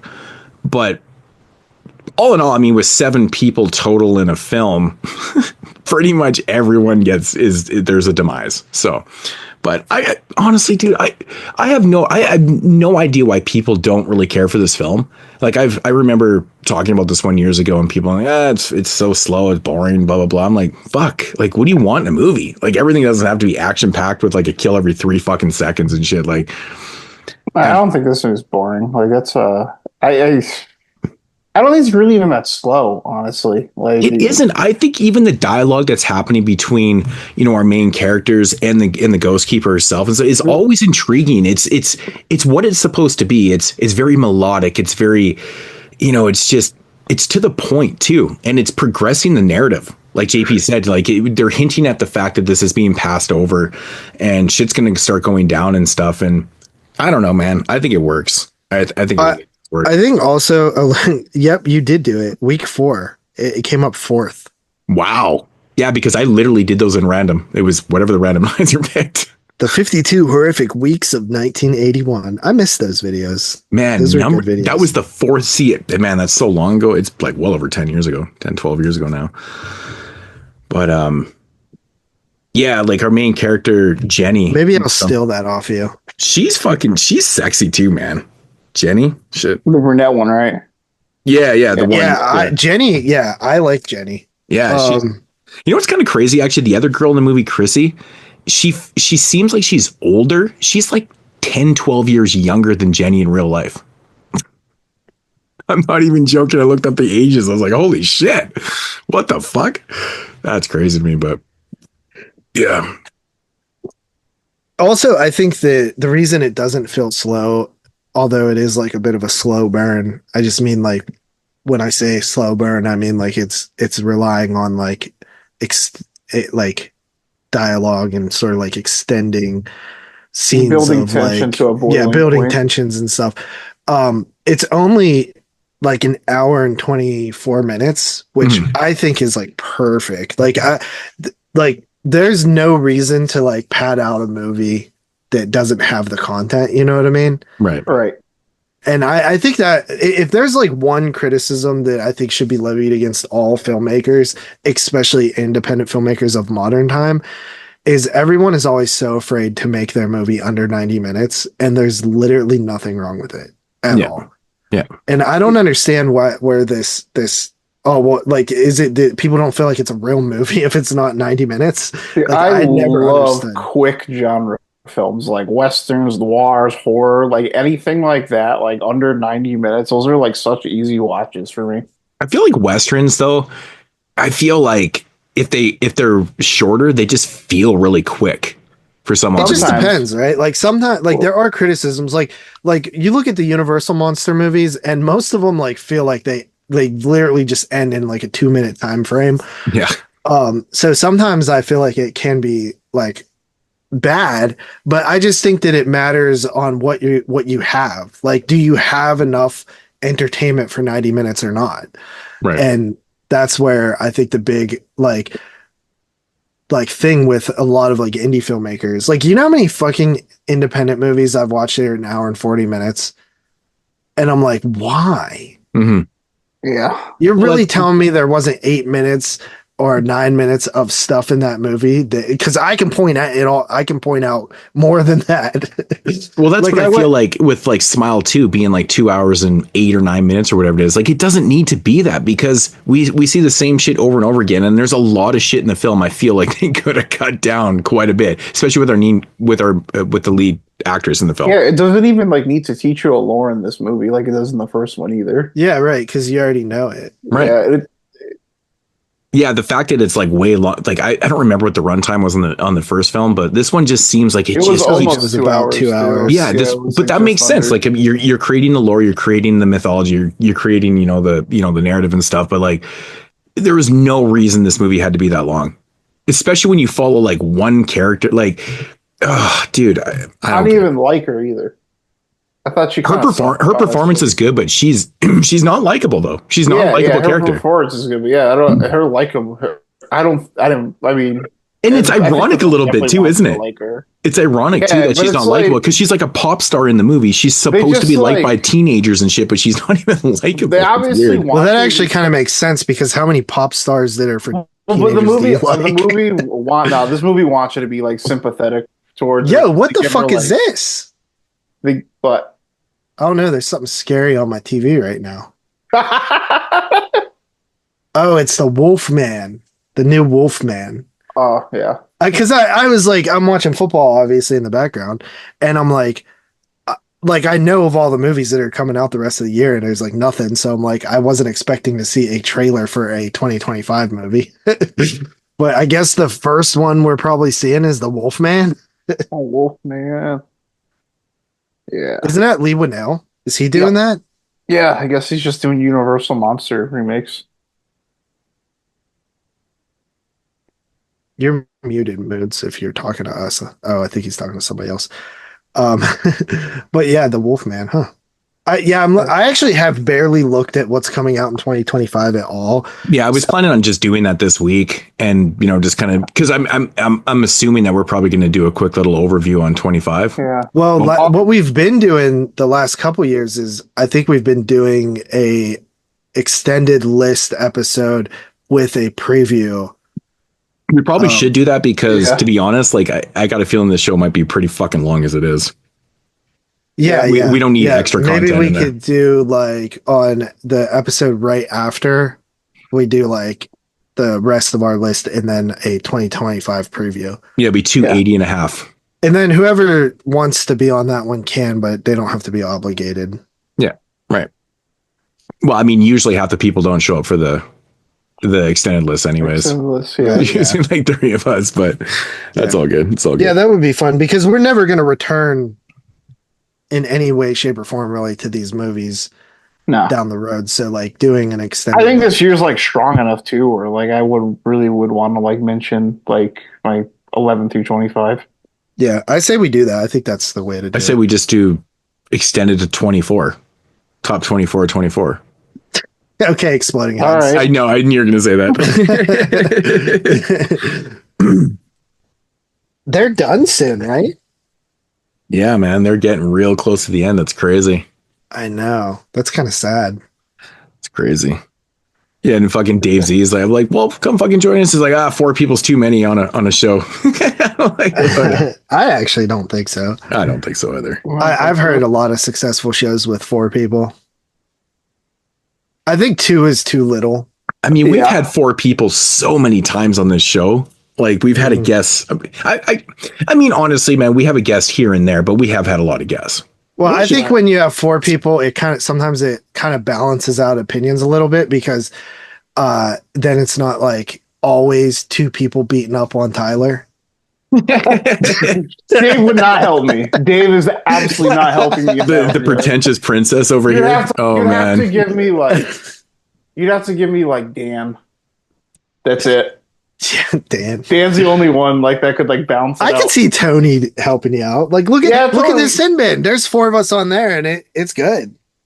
Yeah, it's fine. Tony would be like his own wild card. So I guess. Yeah, I forgot. We also have that top 10 we need to do as well. Yeah. Oh yeah, the sin bin one. Holy fuck! I'm happy about that though, because it's like gives me a reason to like watch anything I haven't watched this year, and they're not going to get lost in the shuffle either. That'll be towards the end of January though. Yeah. Man, I'm gonna have to go through the vaults and figure out what the fuck is eligible, man, because I'm so bad. We should do the apartment trilogy on here in January. Yes, because we should do it before. Yeah, I agree with that. So is anybody a big fan of those Polanski films? Because like we should maybe get someone on that one too. If anyone is, Tyler's a big fan of the Polanski films. I mean, I like them. I've never seen Repulsion actually. I don't know if there's is. I've seen I've seen all 3 of those movies, and we've talked about Repulsion on this show so many times. I feel like if there is, it would be Dan. Yeah, Dan. Like, dude, Repulsion is fucking awesome, man. Such a good movie. Yeah, I mean, Rosemary's Baby's pretty awesome too, and The Tenant.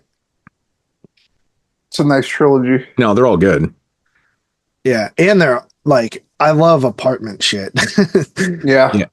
We'll have to do a quick little ranking of the 3 when we're done that. Yeah.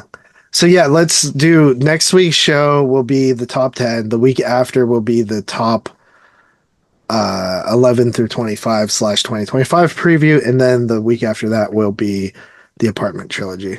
Right. Sounds good. Pretty much. So what do you think of Ghostkeeper, Tyler? Yeah. What are your opinions on the movie? Ghostkeeper's pretty solid. Like I'm a fan of the slow burner as well. I think there's a world where maybe I wish they would have held like the people like hiding in the house a little bit longer. Like the old lady and the other people. Yeah, because like it seemed like they were. I actually call it like the Black Christmas, where like it seemed like they were quick to like do the little like Black Christmas shot with like the old lady. And I was kind of like, okay, so now we already know there's something here where like you could have like kind of kept us in suspense. And I think like that first scene would have been like so much scarier, like when like she like fucking tackles them, if you just didn't know there was anyone there at all.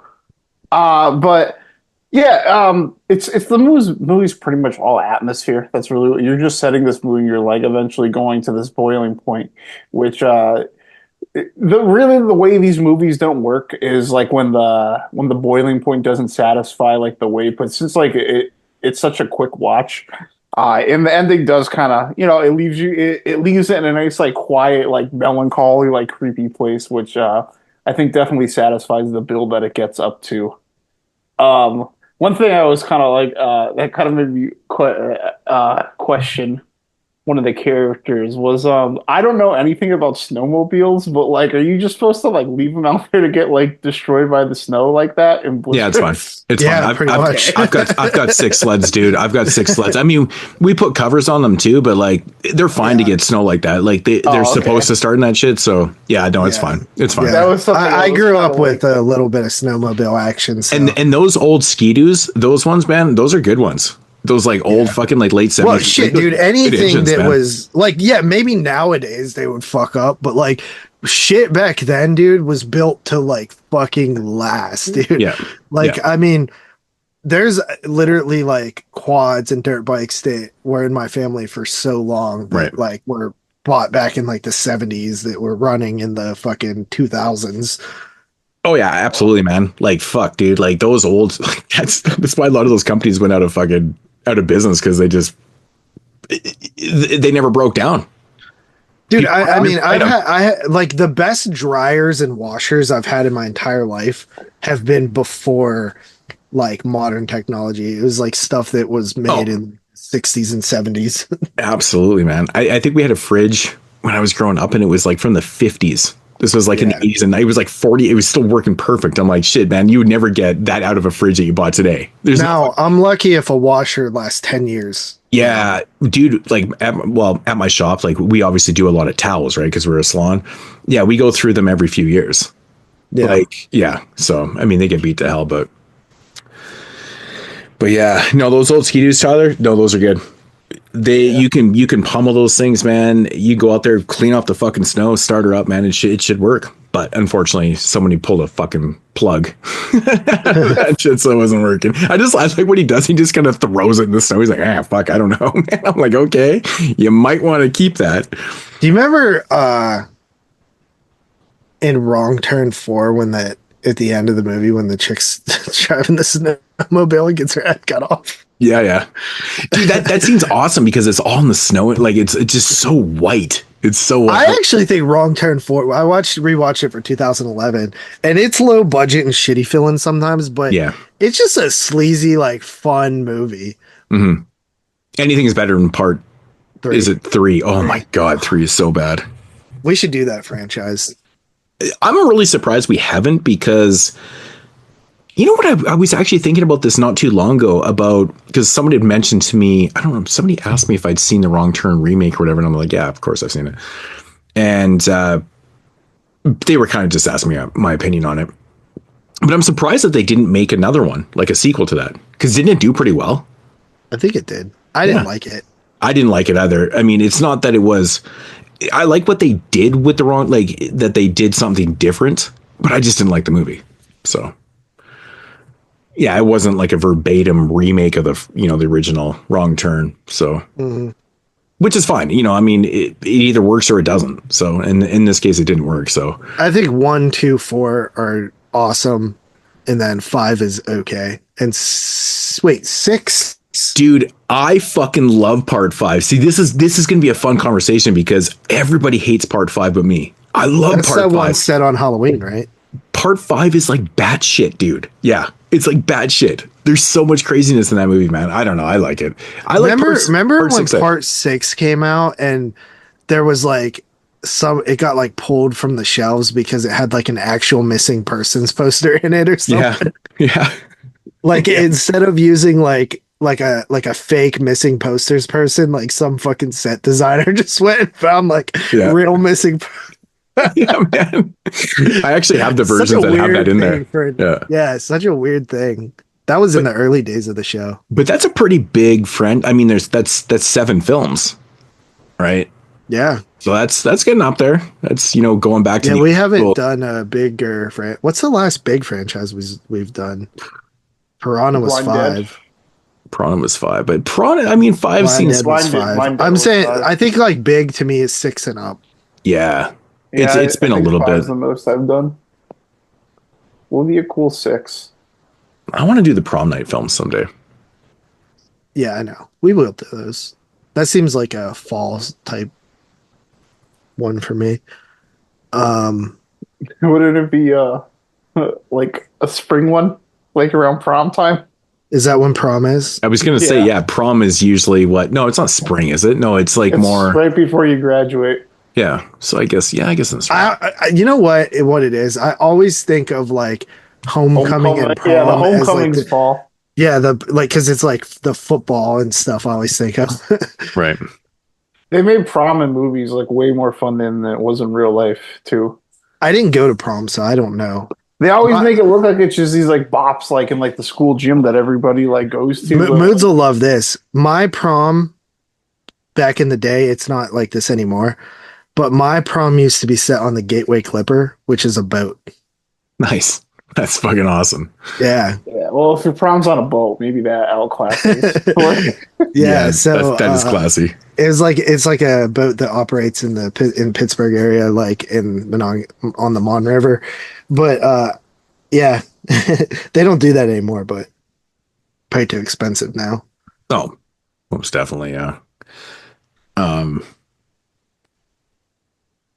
yeah, Ghostkeeper. Ratings? Is that what we're talking about? Yeah. Yeah, ratings. Tyler, what do you give this one? 6.5. JP? I'll go 7.5. Oh, I really liked it. I'm at a solid 8. I love this movie, but I've also seen this movie a ton of times. It honestly is. It's like a comfort watch to me. It really is. I always like watching this thing. You know, one scene in the film that always makes me laugh, and you can totally tell that it was like part of like we need to figure out our third act thing, is when the Ghostkeeper like blows up the sled. I'm like, how the fuck did she blow it up? It's like she pulled some Carrie shit.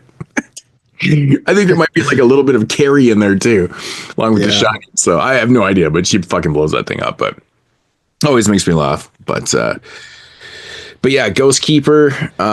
Yeah, that's going to conclude Ghostkeeper from 1981.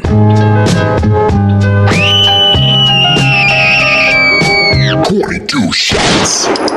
All right, so getting into the second featured film here from 1987 called Bloody New Year. Of course, directed by Norman J. Warren, who, you know, he's actually done some pretty decent films, man. Really? Yeah. What do you do?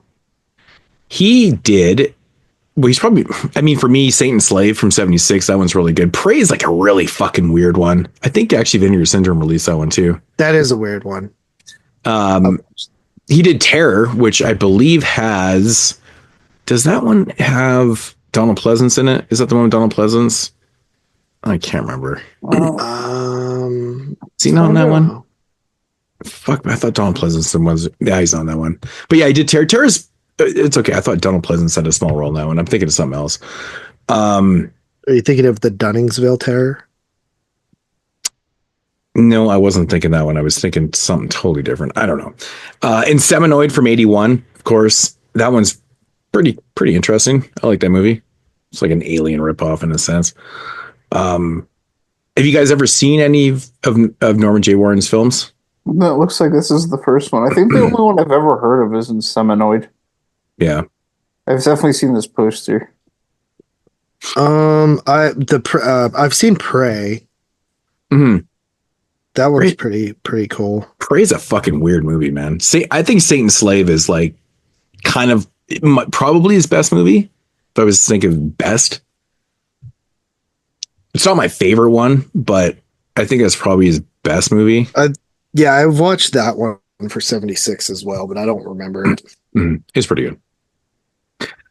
All right, so synopsis: Bloody New Year, 1987. A group of friends take refuge in an island hotel that is decorated for New Year's. The problem is it's early summer, and soon enough, even the walls themselves are striking out against them.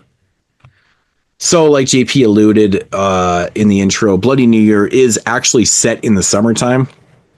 So what happens in the beginning of the film, we have a group of like, what is it, 5 of them? Yeah, it's five. They're at like a carnival type thing. Yeah. Anyways, they see this girl in need of some help because to this day, I still can't even figure out what in the fuck is going on with these like goon thugs, these like carnies or whatever.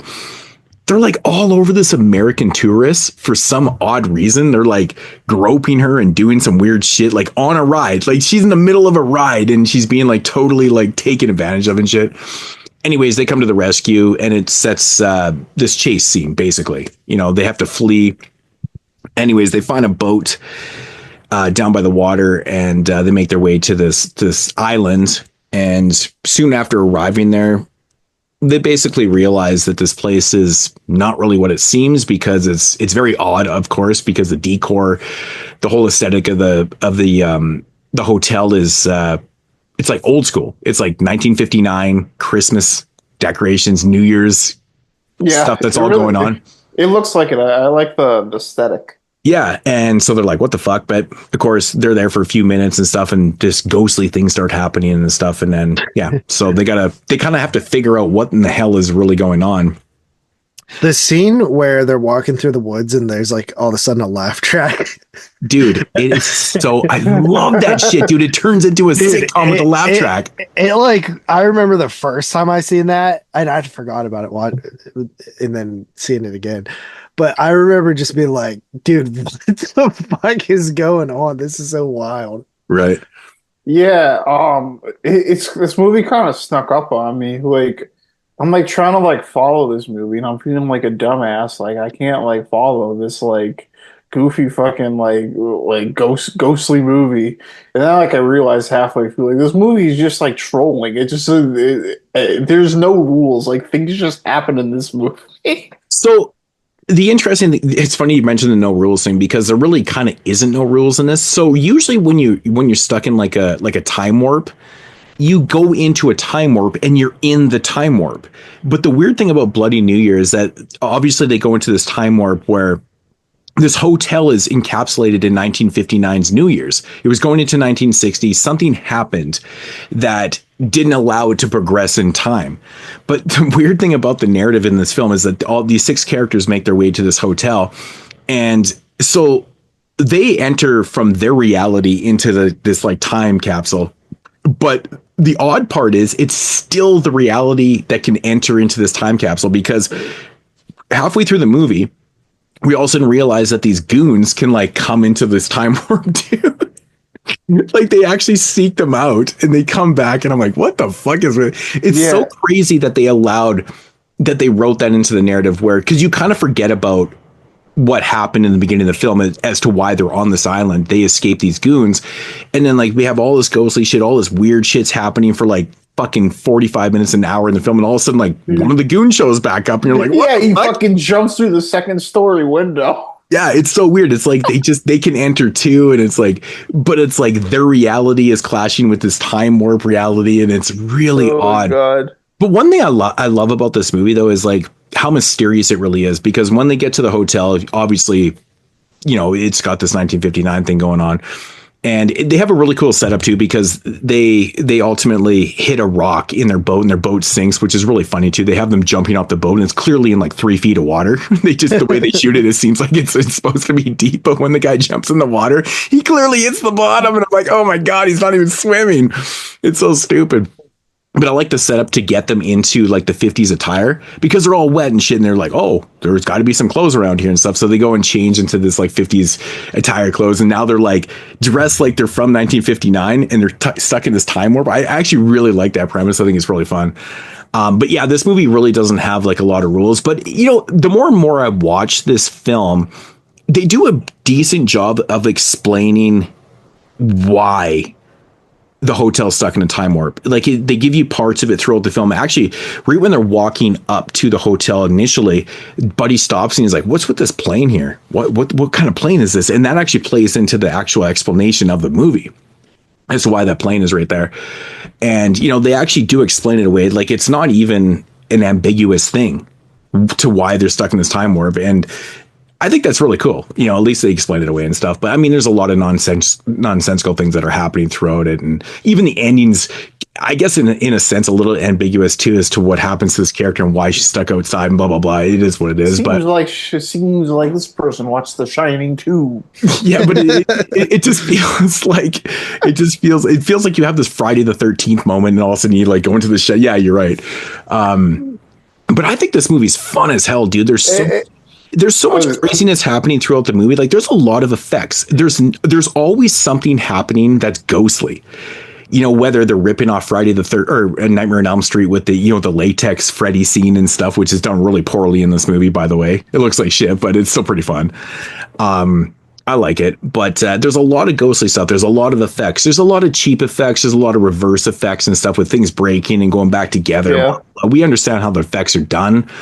But I think it's a lot of fun, and it never stops throughout the whole film. Like, I'm talking from the second they get to this hotel, there's ghostly shit that's happening from the second they get there right to the end of this movie. And it's fucking fun, dude. It's a fun ass movie. I love one of my favorite things about this film is even before you press play, you get the theme song like on repeat on the menu, and it's like the most catchy fucking song ever. Like, it's so damn catchy. I love it. It's so cool.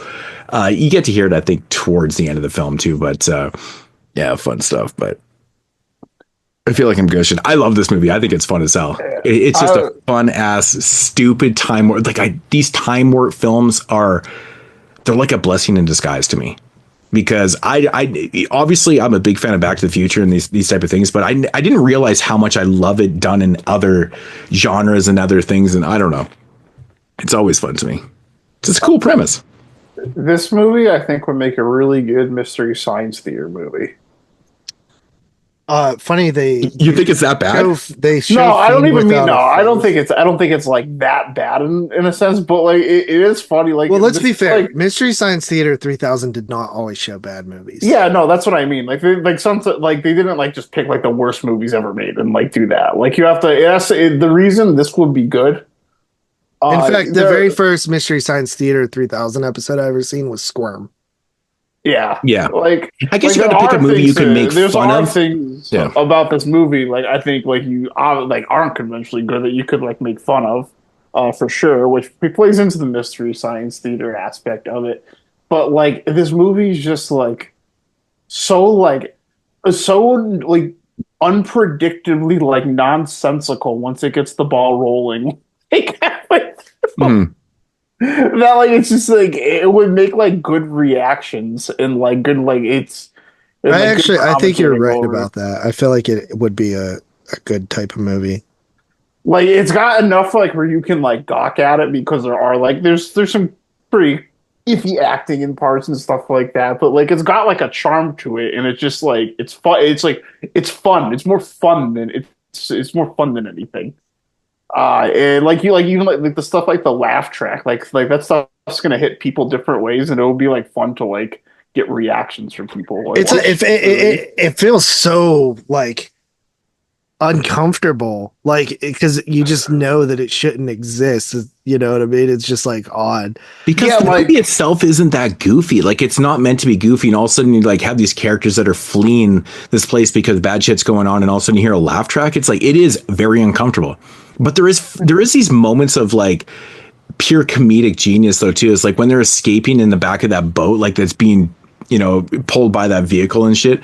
Like, the music that's playing is like this. It's this like outrageous comedic fucking like action music that's playing. It's so fucking weird, and it's like subtle too, because you have to be listening to it, because it's not meant to be funny, because they're fleeing these slugs that are trying to kick their fucking asses. It's not even funny.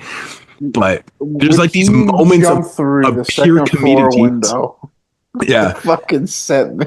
But the thing I like about this movie being like super ghostly and this time warp thing with all these type of weird characters and shit like that, like, it seems to have no rules, like when the shit can happen and how it can happen and like why it's happening and stuff. It's like, it's almost like if you took mushrooms and watched this movie, or even like something else, whatever, like, I feel like it would make a lot more fucking sense. You'd just be like, oh yeah, shit, totally. Like, it's that's like fucking crazy. It's like the Japanese house, like once it gets rolling. Yeah. Right. It reminded me of that, and it kind of like, it was kind of like Ghost Ship to me, with like, as like the Japanese house. Ghost Ship, like the 2002 movie. Like, I don't know if I've never seen the original one. I don't know if like it follows like the same premise, but like this basically. Oh no, like, Death Ship is way better than the fucking. Yeah, I don't even think that. I actually, if you think in the 2002 movie, it's not a remake. It's a totally different thing. But Death Ship is a way better movie. But yeah, like the 2002 one, basically, like where they're kind of like they're like stuck. Like you have this like evil like ship that's just kind of basically only exists to like capture people, and like you get stuck there, and like it's stuck in like 1962. This kind of was like like the same thing to me. Like it was a hotel where it's like you're here now. Like it's only exists now to like capture people, and it's like stuck in this era, and now you're just stuck here forever. Mhm. Yeah, it's definitely a weird fucking movie, dude. Like, and I do think it has that like absurdity factor that makes it like culty. Like, Yeah, whenever you think of like the type of movies that Vinegar Syndrome released in like the early days, a lot of it was just like absurd, like forgotten movies. Like, I think this one kind of fits that.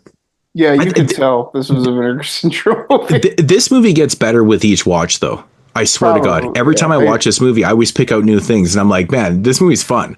Yeah, because I didn't really know what to think about this at first, because I'm watching the first half, and I thought they were like trying to be serious, and I'm like, this is just like, okay, this is just kind of like a shotting thing. This is kind of go, and then like one like thing would happen, I'd be like, that's kind of weird. Then like then it's just kept getting more wild over and over, and then like I just didn't know what to think of it.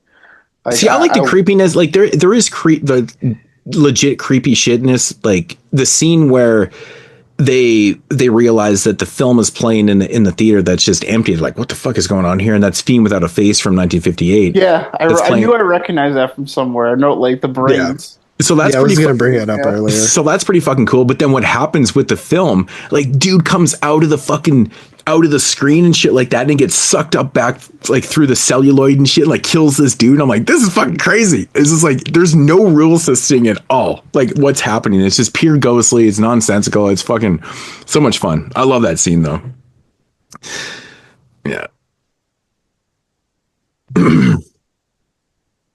And actually, like when like the whole film room too, man, like the aesthetic in there, I love that shit, dude. It's like all those 50s posters. They did a good job, man.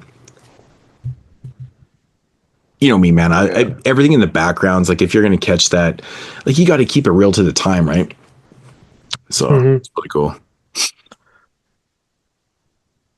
But I mean, to be honest, like it doesn't matter how many times I watch this. Like the one adjective that comes to describe this film for myself is like it's nonsensical.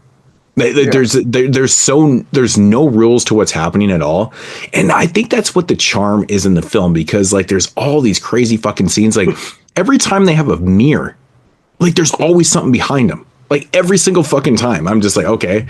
And yeah, that's like what's throwing me off, because I was like, man, all these people are really casual about like seeing all these mysterious disappearing people like in the mirror and throughout the house, and how this like place that's like stuck in time but clearly also like well kept and not abandoned like has no one in it. And then like they'll see like one person, they'll be like, oh, we saw a person, there's someone else here, and like nobody goes and tries to look for them. So I'm like, this is just retarded, like as I'm watching this. But that's when it starts getting like going out of control, and I was kind of like, wait a minute, is this movie just like I kind of think this guy was just a little bit of a genius, so it was just like, I'm gonna just make like the most trollsy movie.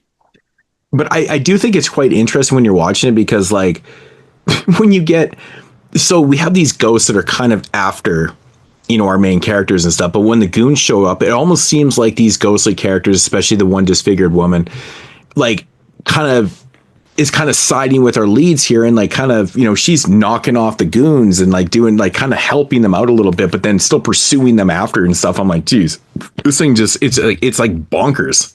Like it makes no sense, really. What are you trying to do? Are you trying to be, you know, the hero, the villain? Like what's going on here? But I always thought that concept was really interesting to watch, because the more you watch the film and you see that happening over and over again, you're like, okay, so you got this one character, like he's getting his head twisted around, like all dead and shit like that. And I'm like, okay, well, we got the bad guy. Let's go after the good guys now. It's like, what the fuck is going on? It's such a weird film. That part was so funny when she just like, he jumps through the window and then she just like jumps out of the ceiling. Right. I mean, overall, like this movie actually has a pretty big body count, because in reality, I mean, almost everybody perishes in this one, right? It's kind of crazy. So, But I like the whole, the explanation with the plane. Like, I mean, the idea behind it doesn't really make a lot of sense. Like this plane that's flying that has this like time altering mechanism in it and crashes there. And that's what causes the whole, the whole time warp situation and stuff like that. By the way, I'm going to put the spoiler intro on this one. Is like really ridiculous, but at least they explain it away, right? At least they give you something, right? Mm-hmm. So, I can fuck with that. I mean, I'm not complaining about rules with this movie at this point. But I mean, it could have got really ambiguous too. It's like, well, what the fuck is really going on here? Like they could have just awesome. Like not giving you that shit too. I might have liked that. I might have liked that more. I don't know, man. I like it, man. Like when you get to see like the ghostly pilot cool, that's all dead and shit like that in the plane. But they set it up with the plane though too, right? Like I said, when they first walking up there, the guy literally stops and is like, "Hey man, what kind of plane is that?" and shit like that. And it plays right into so they knew what they were doing. But I just like it that it's so much fun because there is no rules. I think that's the best thing about this movie. It doesn't take itself seriously. Obviously, laugh tracks, fucking stupid ass music. Like you got a lot of stupid shit, but it's funny because when you're watching, you were even confused about the tone. Like, is this serious or not? Yeah, but I kind of like that about it. I thought it was just like a shitty movie at first, but then like it like kind of like stuck up on me. I was like, this is good. I think this movie knows what it's doing. Right, it totally does. It's super calculated, especially with the ending too, right? It's like the classic tropes too. It's like, oh, rowing a boat. Oh, I see my fucking dead girlfriend I'm gonna run and get her and shit like that. He runs out there and gets sucked in by the fucking quicksand. I'm like, oh my god, it's like it's a protagonist. It's the most cliche protagonist thing ever to do in a film, right? Like, oh fuck. And she was the one that got sucked in through the Nightmare on Elm Street latex thing in the elevator. I'm like, dude, she's gone, bro. She's fucking gone. And then we get like this weird ass Friday the 13th moment at the end.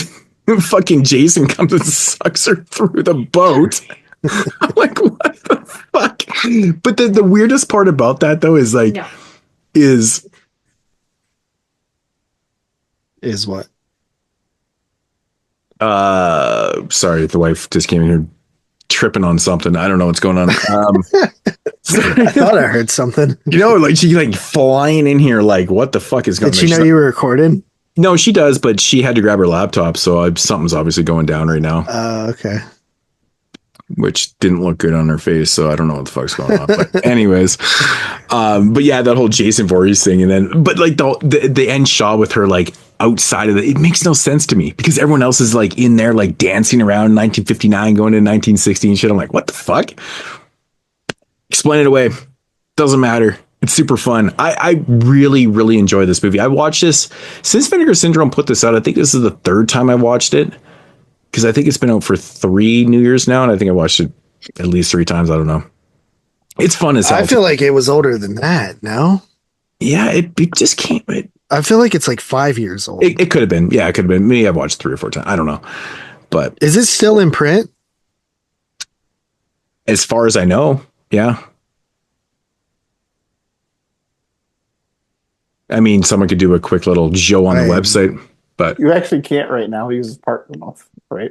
Oh, right. They don't even have them listed right now. That's stupid. Yeah. God damn it. Yeah. But man, whatever, man. I fucking Bloody New Year is such a damn fun movie, dude. Like I watched this movie.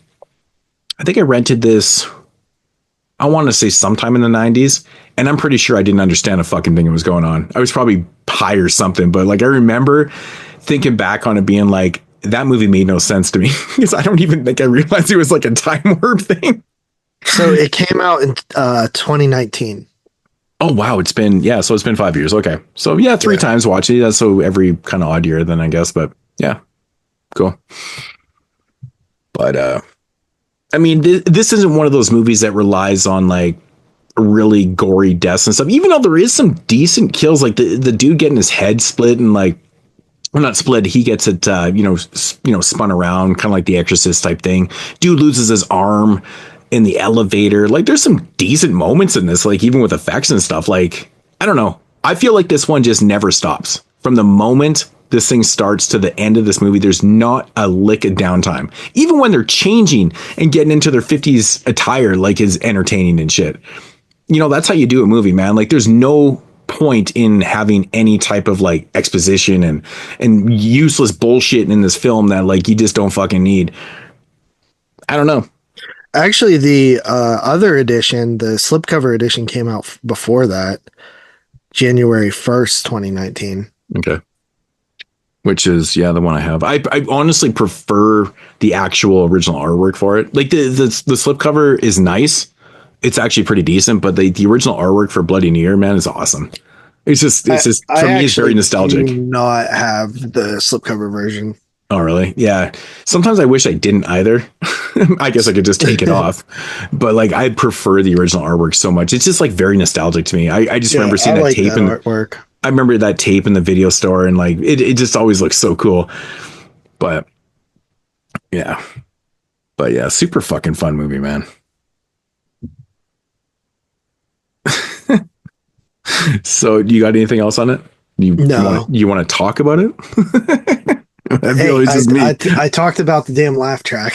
The laugh track is actually one of the funniest moments in the. It's honestly. Well, at first you're not quite sure what is going on. You know what I mean? Like, obviously, it's just supposed to be like the haunted voices in the woods. Are you watching that shit on surround sound too? When it's like, I think it's like in five. I can't remember if it's 5.1 or whatever, but it feels like it's being thrown or something like that too. Just the way they mixed it. It's probably not 5.1. It's probably 2.0 anyways. But like, it feels like it's coming from a different direction. You're like, what the fuck? And you're right though. Why are people laughing at them in like the field? It's so... and it's just like you expect them, and that's throughout like the whole movie. Like you expect the characters to react more to the things that are happening, and they really don't. Yeah. Like nobody's like, what the fuck is going on? It's kind of true. It is true though. I mean, but yeah, I mean, there's just so much happening, right? Like, I mean, I guess you could put it into, you can explain it away. Like there's so much happening that these characters just don't know how to react to shit. You know, it's like, fuck. Just running for your life, but you don't know where you're going or whatever. I don't know. Fuck. But yeah, no, it's a fun one. It's a fun one. There's like this really weird kind of like almost like Krampus moment in this film too, where like, remember when the American girl gets trapped in that snowstorm inside what is it, like the shed or the side of the hotel or whatever, and then all of a sudden it shows her like inside the snow globe. I'm like, wow, that's a very Krampus thing right there. It's crazy. I like that. It's creepy. Yeah.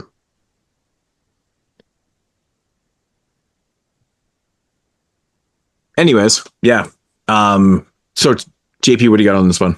Ratings? I like the movie. I've seen it twice now. I think it's fun. Like based on the cover and like the title of it, you expect it to be like a slasher film.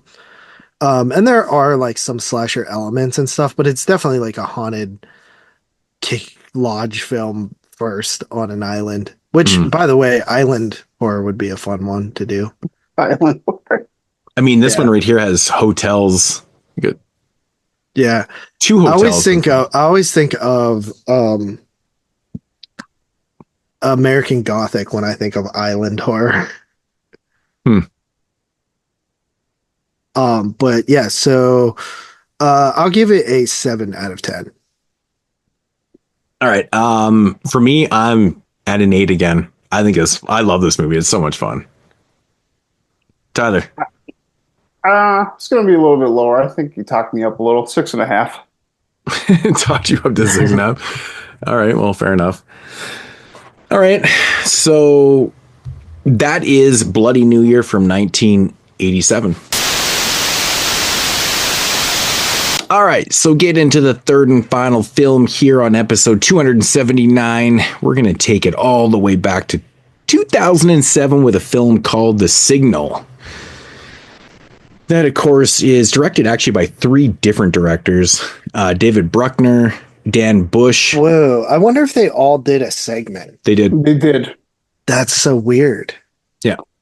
And Jacob Gentry. So David Bruckner, he's done some pretty notable work in the last few years. To be honest, like most of his filmography is pretty decent. So he started out here in 2007 with The Signal. He did Amateur Night in the first VHS. He did The Accident. best segment in the first VHS. Yeah, he did The Accident in Southbound, which I really enjoy, that whole anthology film. Then he did the Netflix film called The Ritual, which was really good. Really good. He worked on Creep Show. He did The Night House from 2020, which I really enjoyed. I thought that movie that one was good. He did the remake. He did the remake of Hellraiser, which I am not a fan of. No, that's his weakest work, I think, in the entire. Really, I haven't seen that, but most people I've heard really like that one. Yeah, no. Yeah, most don't even get me started on that fucking movie. No, dude, it's honestly, it's, I mean, it's fine, spec wise, but I mean, just no, it's not good. And then VHS 85, he did the segment Total Copy, which I actually can't remember which one that is, to be honest. I can't remember that one either. And he also was originally attached to direct the Friday the 13th film that was the found footage one. Right. That's right. That's his dad directing a Friday the 13th movie. Yeah, that's right. We talked about that. Dan Bush didn't really do a lot of stuff that's notable, so we'll kind of skip over to Jacob Gentry, who actually did my Super Psycho Sweet 16 trilogy, which I like those movies. I think they're pretty damn fun. So yeah, they're not bad. Yeah, I like all those, man. But yeah, so anyways, synopsis on The Signal. We have a horror film told in 3 parts. Well, there you go. From 3 perspectives, in which a mysterious transmission that turns people into killers invades every cell phone, radio, and television. So, I mean, in a sense, it's pretty accurate. So essentially what we got here is, it's told in 3 transmissions. The first story is directed by David Bruckner. I mean, I should say, though, all these stories intertwine themselves, too. But yeah, David Bruckner, he directed the first one, which is called Crazy in Love. And then Dan Bush, he does the Jacob Gentry does the second one, which is called Jealousy Monster. And then the third one, which is Dan Bush, which is called Escape from Terminus.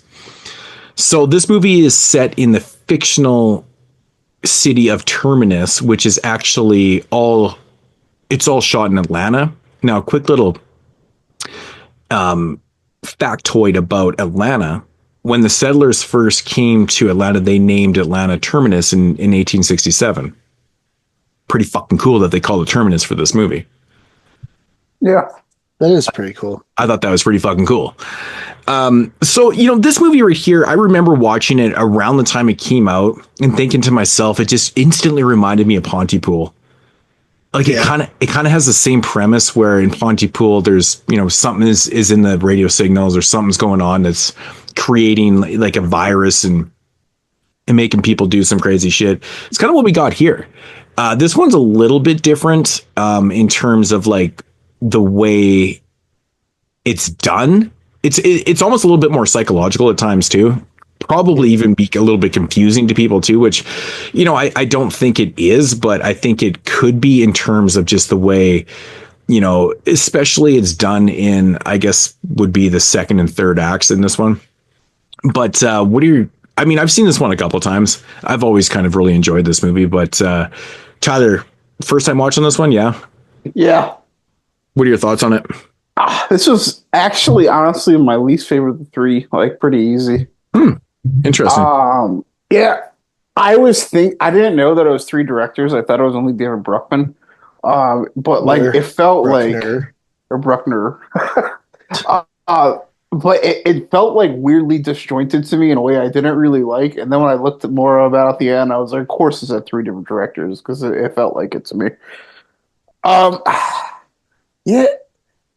Well, I think the biggest thing, sorry to cut you off, but I think the biggest thing with this movie is the tonal switch from David Bruckner's short of, or his opening one to the second one, which is the Jealousy Monster, which is like completely full of, it's just black humor.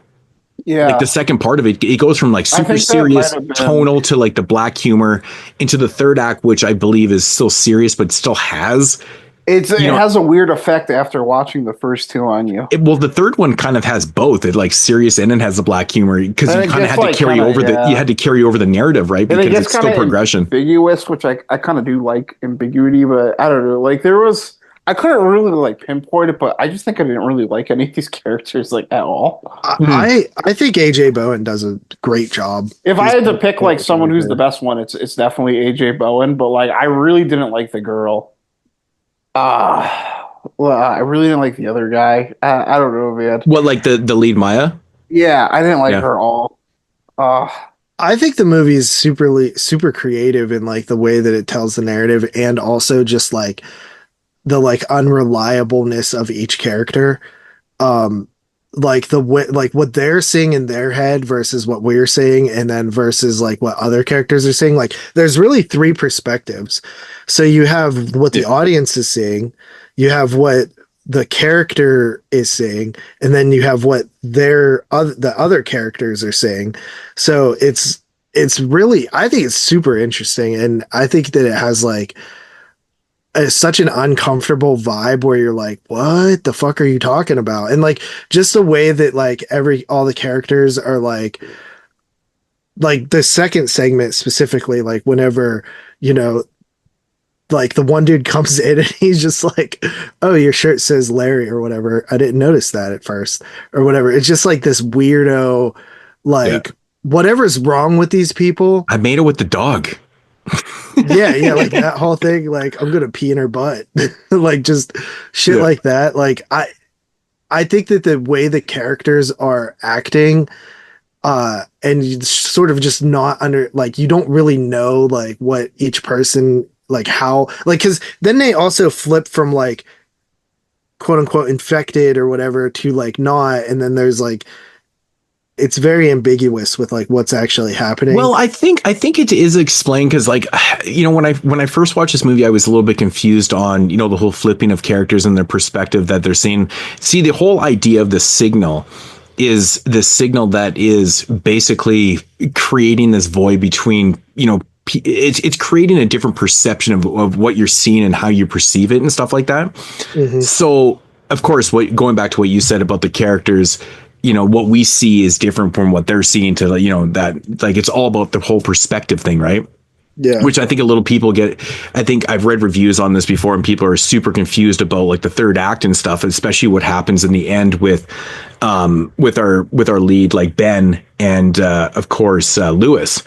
Right. And the fact that Ben uses Lewis's paranoia against him and stuff like that. And people, I think a lot of people are confused or thinking that it's actually like reversed at that point, but it's actually not. Like he's figured out a way to like he's fucked up by the transmission, but he's figured out a way to like perceive things in the right way. He's kind of fighting it mentally. Mm-hmm. And he uses that ability in the end because, like they describe throughout the film, everyone's affected differently. Where Ben figures it out, and he knows that like Lewis is totally fucked up with this, man. He's totally off the deep end, and he uses that ability to basically create the reverse role and make, you know, Lewis go off the deep end in the end. I think that's actually really interesting because it plays up the whole perspective thing, right? And I think this movie is actually quite brilliant. I think it's actually quite brilliant. Say what you will about the characters. Yeah, I don't personally like Maya that much either. But I mean, you know, she's not really in the movie like a whole lot. No. I just not enjoy being around these characters. I don't know. I found a lot of it just really But AJ Bowen is fucking like, he's just batshit, like so unlikable, but at the point you're like, damn, dude, like he's killing this role. And I think that fucking Justin Wellborn does a good job as Ben in the film too, as the boyfriend and stuff. Like, yeah, dude, like he does a really good job too. And like, I think that this movie, I just love it's playing on the whole perspective of things. Like this transmission is fucking with people's brains and it's making you perceive things differently. But like the way it progresses is so cool. It's so unique in its style and stuff. Like when Lewis shows up in the second act as like the, what do they call those guys? The bug dudes. The exterminators. That's the word I'm looking for. Exterminator. That's the word I'm looking for. I couldn't think of exterminator. He shows up with the fucking bug shit and stuff, and it plays into that. But like all of a sudden you're like, what? The fuck is he here? Like it gets really trippy because he was left off. He was all tied up and shit like that. So yeah, it's pretty interesting. And then there's like the one scene where like the one character thinks that the one dude's her husband, that dude thinks that the other dude's her husband. It's just like it's really mind fucky. But it's all about the perspective, right? And what you're seeing, like how you're perceiving things in reality, right? Which the reality, everything is morphed. It's not reality, but it is reality. It's really weird because the most straightforward thing about the movie is the ending that people think is the most ambiguous and most fucked up part about the movie is that when Ben is using Lewis's, his mind state against him. And it's kind of interesting how they do that. Now, the very last shot in the film, I'm super confused about too, where it clips back to like Ben with Maya and stuff and she's still kind of freaking out. But I kind of look at that as like her being super catatonic and just being totally disturbed by everything. And she's completely out of it. Maybe she's even hypnotized by the transmissions. I'm not 100% sure exactly where they're going for in that one. But the way she's looking at, the way we're seeing her look at Ben is that it's fucking Lewis. She's scared for her life. Right. Yeah. So it's kind of ambiguous how they do the ending, but I'm all cool with that though. I'm all cool. It doesn't have to be explained, but the first time I seen this movie, I thought it was just all right. This time watching it, I was like, man, this is actually like, it kind of reminded me how like this era of movies, there was a lot of like this was just released straight to DVD. And like, there's a lot of like solid movies that just were home video releases. Yeah. That took years for people to like notice. It's funny, man. I'm watching this movie today because, like I said, I've seen it a couple times. I've seen it when it came out. I saw it a few years back, but like watching it today with a critical mind. And I kept thinking to myself going, could you imagine like, obviously the commentary in this film was not about how technology is fucking with people's heads to the point where they're losing perspective of reality, which you could use that commentary. If this movie was made this year, that could have been the commentary, right? Because how technology is really fucked with people's minds to the point where, they just perceive things completely different. And like, that's why they're keyboard warriors. And that's why people are off the fucking deep end about everything and shit like that. But this is 2007. Is this just ahead of its time in narrative and commentary or what? Like, did they see this shit coming? Because like when I look at this movie, like if it was, like I said, if it was made this year, that's the consensus I get from it. But 2007, the internet was the internet, but it wasn't what it is today. It wasn't crazy. Like, I mean, this is kind of the start of YouTube, like, shit like fucking Tick or whatever the fuck that bullshit is didn't exist. And fucking Instagram wasn't around. I always call it Tick because I don't give a fuck what that is. And this was like MySpace era. Yeah, like this, like there wasn't a lot of social media. Like there was social media, but there wasn't social media to the point where people were losing perspective of reality and not going out and talking to people and associating with real fucking humans like their best fucking friends are AIs now and Black Eyed Susan shit, man, which is amazing, by the way. Dude, I just look at this movie going, damn, every time I watch this movie, I like it more. I really do. It just holds a lot of shit to me, man. It looks gritty on DVD though, man. Fucking DVD. I know, dude. It takes me a minute to adjust the DVD once I pop that shit back in. I'm like, what? Dude, and it's so weird because when the Blu-rays first came out, I was just like, I don't see that big a difference. Yeah. Like, but now going back to DVDs, I'm like, there's like, it is such a fucking big difference with HD. Let alone 4K. Yeah, I don't know if it was like maybe just a particular bad edition of this movie or a bad transfer or something. But I remember like like towards the end of my DVD collecting, like when I started finally like picking up Blu-rays, like watching like a DVD like right after a Blu-ray, I was like, okay, I can see the difference. Right. Yeah. Right. Yeah. But there's some really funny shit that happens in this movie, but it's like, it's very dark humor and not like silly. The Transmission 2 segment is like completely fucking, it's so goddamn dark, dude. Like that humor is just, I'm surprised how you didn't like this because that's right up your alley with the dark humor. Like that shit is just not normal. That's like true. It's not normal to be laughing at that shit, but like it's meant to be like that. Like the character of Anna, I love her, man. Like every time she's on screen, she's just like, I don't know. There's something about her delivery of her lines and stuff. She just feels like she's just comical as hell to me, man, in that whole apartment scene and shit. She's awesome. Mm-hmm. She's really good in the film. But like when Rod loses his fucking, when he gets his head cut off and shit, she's ridiculous, man. It's utterly ridiculous, man. But yeah, that second segment, man, I feel like it was always something that kind of bugged me a little bit about the film. Like I didn't really care for the tonal switch as much because it is very jarring. Put $1 in the jar. It's very jarring because you go from this like super serious setup with like, which we never really did talk about, but Maya, like our main character, and Ben, the film opens up with them in their apartment and they're, you know, having sex or whatever. And we find out right away that like Anna's cheating on her husband, which is Lewis. Yeah. And, you know, Ben's kind of coercing her to like kind of leave Lewis and stuff. Like, yeah, you can tell like Maya and Ben are in love and stuff, but she doesn't really want to leave her husband because it's, you know, it's easier said than done kind of thing. And, you know, so we have that whole kind of setup and stuff like that. And dude, I actually really like in the second act when the dude was like, he's like, so you're Lewis and you're Clark? Like Lewis and Clark? It's fucking awesome. But yeah, that's essentially what the setup of the movie is with Maya and Ben and stuff like that. And anyways, Maya goes back to her apartment and Lewis and his couple buddies, Rod and I think his buddy Clark. Is it Clark? Yeah. Is it Clark? Yeah. Anyways, they're, you know, they've been up watching sports, drinking, TV's out, and Lewis starts acting fucking crazy and goes batshit on someone, and the whole thing just kind of flares up from there. It's like Pontypool. It's like Pontypool without like zombies, right? It's like people are just losing perspective. But the thing I like about this movie though is that the transmissions that are infecting people are affecting people completely differently.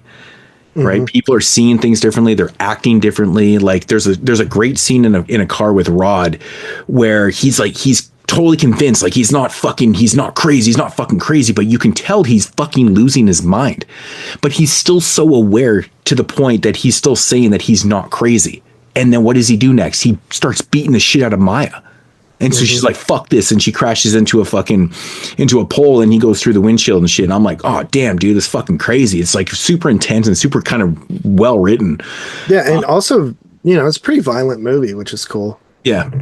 Yeah. Super violent, like really, really violent. Like there's a lot of deaths and like, I love the cinematography though within Atlanta. It just feels, it actually felt like the beginning of The Walking Dead. You know, like you're in that big city and there's bodies everywhere kind of thing. And you see these shots of like the buildings, but it's very desolate and it's so big, but there's like no one around, but just bodies on the ground. You're like, oh shit, man, that's scary. You know, it feels very post-apocalyptic at the beginning of the transmissions, which is really interesting. Really cool premise. I think it's cool. Tyler, I'm surprised. I thought you were going to love this one. Yeah, I going into this, I literally was like, Tyler will like this one the best, Ghostkeeper second best, and Bloody New Year worst. Absolutely the same way I was thinking too. Yeah. Sometimes movies just don't hit you right. It was one of those things. Yeah, I think you would probably like it more on rewatch. Like I said, the first time I watched it, I thought it was just okay, but yeah, watching it this time, I was like, man, this movie's pretty fucking awesome. Yeah, I thought it was just okay. Like I didn't really like it, but I didn't think it was bad. But no, there's movies I've definitely watched and then like watched again years later and thought, wow, I'm like kind of a dipshit for not liking this. Yeah, I think we've all had those moments. I think that like in terms of like New Year's, where would you rank them in terms of like a New Year's movie? This like a 0. No, there's literally a couple moments in the film. Like the whole second act is about people showing up to the party. They talk about New Year's because and like there's a banner in the background.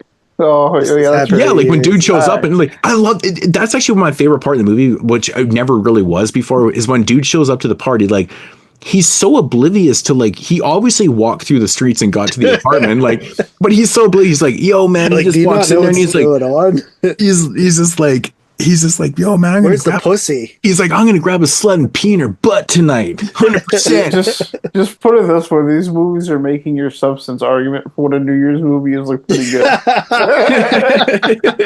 That's what I was saying, because I was coming to it from the argument of I've seen all these New Year's movies and it's like just as New Year's as any of them.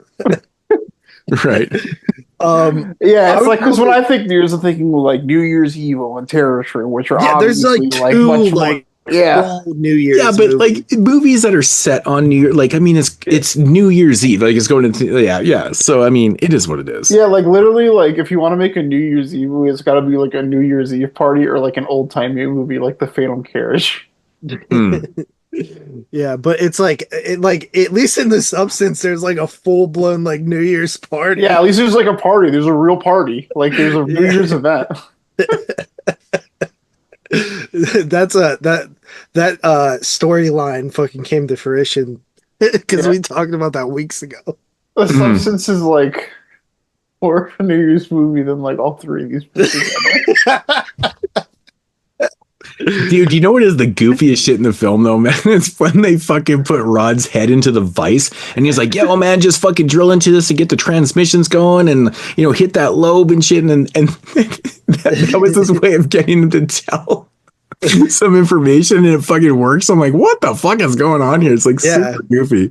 But it like works to them, right? You know what I mean? It's like, it's just like the audience. It's like such an interesting concept where like everyone is sort of unreliable.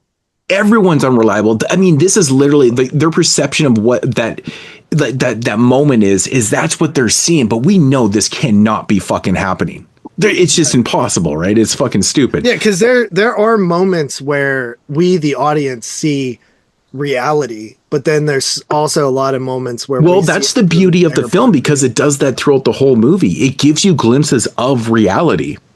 Yeah. Right? Because the perception keeps changing because even the transmission idea is unreliable too. We don't exactly know how it's affecting people. We know it's affecting people differently, but we don't know how it's affecting people and how long it's affecting people for.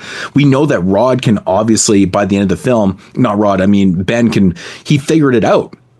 He figured it out. That's why he fucks Lewis over, in the end and shit like that. And like, so it's like it's. But did he figure it out? You don't even fully 100% sure. See, I think that he was capable because there's a scene in the beginning of the film where, it actually bounces back to after Maya leaves, where they show Ben actually watching the TV that he turns on after she left and stuff, and it's clearly infecting him.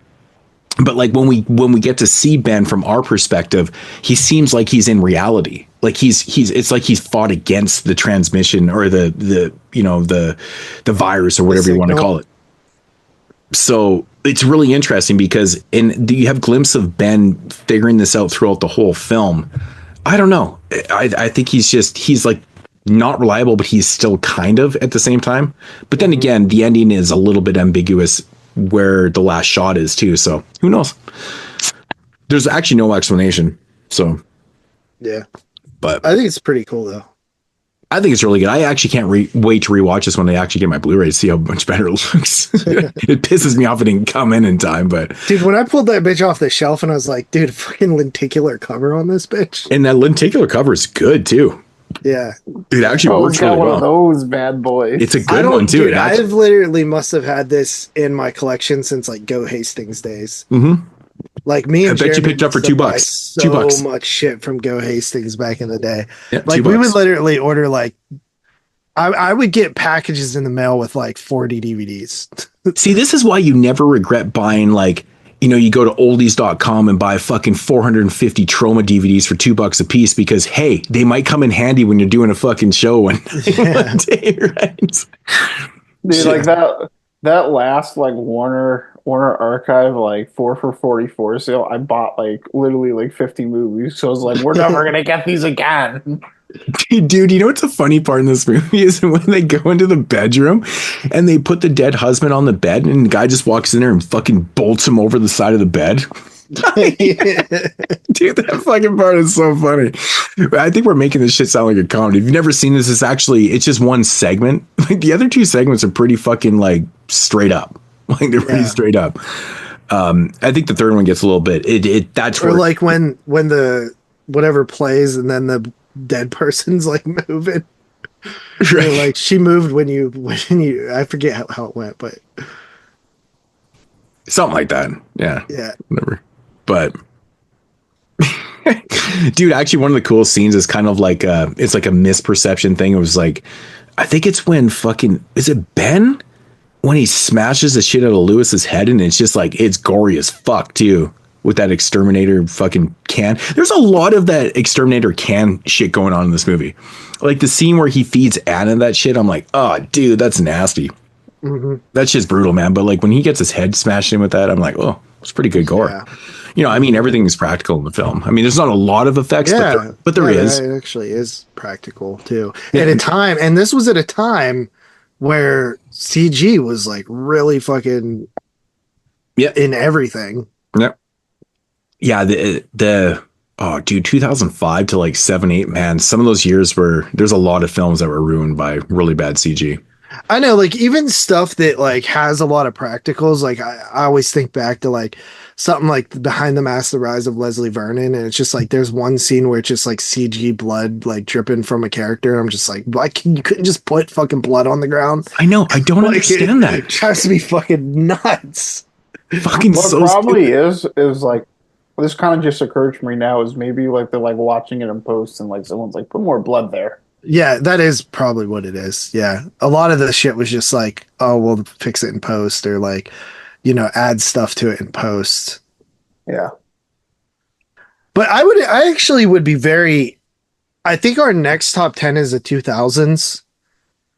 I would actually be pretty happy to get like something in like 6, 7, 8, or 9. I think 2007, 2008 are really decent years, you know? I mean, yeah, 7, 8, 9. I don't want 2000.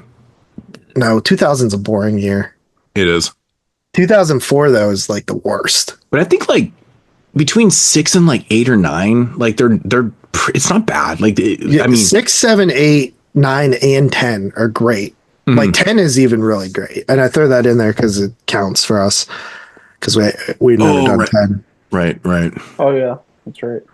Yeah, so 10 and 12 are like the last of that decade that we haven't done. Mm-hmm. But I would be happy to get something there. I'll be bummed if it's like 2004. Yeah. No, I feel like we always get later years. So actually, no, we always get the early years. We always get the early years. Fuck, we do. Yeah. Well, if you think about the ones we've done in the 2000s, it's like 2002, 2005, and 2011, which would be the early part of the following decade. Oh yeah, we did get 11, right? Because that counts. Yeah, because then 12. Are we going to do 12 again? Yeah, so 12 and 10, we've never done 12. Oh yeah, no, that was 13 we started with. Yeah. Yeah, so 12 and 10 are included in just the 2000s, similar to how the 69 is included in the 70s. Right, and everything before that is like the retro ones. Yeah. Yeah. Right. Oh. There is a system, peoples. There is a system. There is a system. I didn't realize 69 was on the board. Yeah, 69 is included with the 70s. So I think after 2000, after 92, it'll be a 2000s, and then everything's eligible again. Yeah, then we're in free range again. Yeah. Right. I'll probably get a 90s. Well, the 80s are running out. I think the 80s we've done 82, 80, 85, and 86. But the funny thing is, man, like there's still fucking 81, 88, 89. Like there's some good fucking years. Well, I want a later. 84 is not the greatest, but 84 is very top heavy. Yeah, it's the worst year in the 80s. Yeah, you can have Sound like Deadly Night. Like there's films. Yeah, Nightmare on Elm Street. Like there's there's like some bad Sleepaway Camp. Is Sleepaway Camp 84? Yeah. No, it's 83. No, maybe it is 84. I wasn't checking. I thought it was just 84 off of memory. Yeah, it's probably 84. Yeah. But 88 would be a fun year, Ghostbusters. man. There's a lot of good shit in 88. I'm looking forward to this 92 show, man. Gremlins is 84. Toxic Oh Avenger. yeah. Children of the Corn. Oh yeah, Gremlins. Yeah, it has there's a very top heavy Toxic aspect. just named all everyone's top 10 right there. Should. Which would probably make no one's top 10. Hey, I like Chud. I know Dave, if he was on the show, or Parker, Oh, he likes Bud the Chud more. Yeah. This is like a Strangler versus Strangler. Oh, dude, that movie is fuck. Did you ever end up watching it? I didn't watch it yet, but I bought that. Oh, dude, I reviewed it on the last 31 days, man. You check out my review. Fuck. You also have the big debate of if Terminator counts. Yeah. I mean, when I'm on the show, it probably counts. Me too, probably. That's actually really interesting because who made the post in the group? They're like, whoever thinks Terminator 2 is a slasher film is a fucking idiot. Terminator 2? Well, no, Terminator. I mean Terminator. And I was like, I mean, damn, I dude. probably wouldn't call it a slasher movie. I mean, you could. I see why you would call it that, but I don't think it's like outrageous to call that like a sci-fi horror movie. It feels like a sci-fi horror film. Like, I mean, there's definitely scenes. we consider presented to be Alien to be a scary. horror film. Is that not sci-fi horror? Like, Yeah, like there's scenes presented to be scary for sure. Like the sequence at the end with like him like chasing it was like that scared me when I was a kid. Yeah, when you really think about it, what is so different about that movie than Alien? there's nothing different. I mean, Alien's more contained. I feel guess like- there's more car chases in it. I think also, I think a lot of people would argue the fact that maybe with the guns and shit like that too. Like I know Dave Z is not a big fan of gun. Like as soon as guns are into some shit, it's like it's not. Yeah. It kind of takes you out of the realm of that horror. I don't know. The reason I've always leaned towards yes is because I seen Terminator 2 first, and it was one of the most like important movies I ever seen in the 90s, and I never thought of it as scary or a horror movie. No. Well, it's And an then I action, it's watched an the action film first- straight up. Then I watched the first Terminator, and I found it scary. So like, I always was like, man, Terminator 1 is very dark. And like just the grittiness of it and stuff, like, I don't know. I've always kind of considered it a bit of a horror movie. Yeah, I can see Moodz, that. You I can- also got Don't Open Till Christmas, 84. Oh, there you go, man. 84. The Mutilator. Yeah, I mean, there's some fun films. I mean, I wouldn't. Bloodbath in the House of Death. Soul Survivor. Dude. No, Soul Survivor's 83, isn't it? It's 84 on Letterboxd. Yeah. It's IMDb is 83. Don't do fucking Letterboxd. We don't do Letterboxd, man. It's IMDb. Well, we do Letterbox just for a quick reference because it's easy to fucking get it to sort. Yeah. The But I know passing. Soul Survivor is 83 though. Yeah. Yeah, Rats, Nights of Terror. There's some good stuff in 84. Got the passing. Fuck yeah, man. There definitely is. But yeah, that 92 show I'm looking forward to, man. There's a lot of 92 is movies. a good year for sure. There's a ton of really good stuff. And again, that's what I like doing about these things. People are like, the 90s? The fucking 90s? No, but you know, we'll do the digging for y'all. Yeah. So- I love doing these top 10 shows. That's my favorite thing. Me too, man. Yeah, those are a lot of fun. Yeah, I'm excited, man. Like I said, I just got Chronos in the mail again. In the mail again. Upgraded Chronos. Was the first movie I watched for it. I think I'm about at 10 maybe watches. I'm around 10, yeah. I don't even know. You guys are ahead of me, but It doesn't really matter. Yeah, I'm at 10 exactly. I've watched Like, that one's not until like September anyway. yeah, no, I'm going to focus on 15 after we do get this 24 out of the way and shit. I'm on. As soon as we get 24 and Vinegar Syndrome top 10 out of the way, 59. I'll go hard on 59 because that'll And give 59 us a solid- 59's got some good movies, dude. And like, again, going back to Dave Z, man, he's like, man, I got no interest in shit, prior or pre 1970. And I'm like, what the fuck?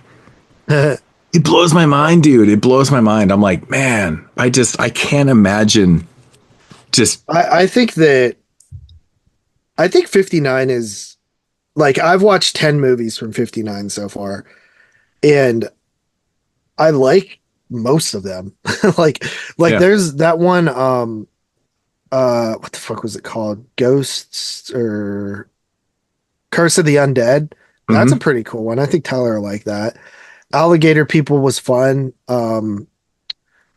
I think that actually one of my favorites from that was the Killer Shrews.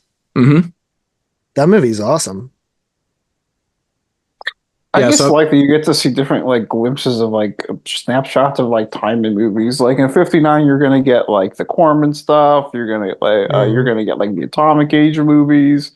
Yeah, it also makes you feel more knowledgeable as a horror fan. To like, nobody out there can tell me more about like 1936. Yeah, exactly. like, bro, I've seen the shit that came out in 1936, dude. Yeah, we've seen literally every movie. But same thing with granted, 59 has a lot more movies than those first two. 59's got like the Japanese like golden age horror too. So like there's some cool stuff there that you really didn't get in the other like older retro years. Yeah. That was like right at the start of the Italian stuff. Like Caltiki's in there. Yeah. You got Caltiki and fucking. But there's some bangers, man. You got House on Haunted Hill in there. You got The Tingler. You got Angry Red Planets. Bucket of Blood. Return of the Fly, which I actually like a good bit. Got The Bat. Curse of the Undead. You mentioned that. That's pretty good.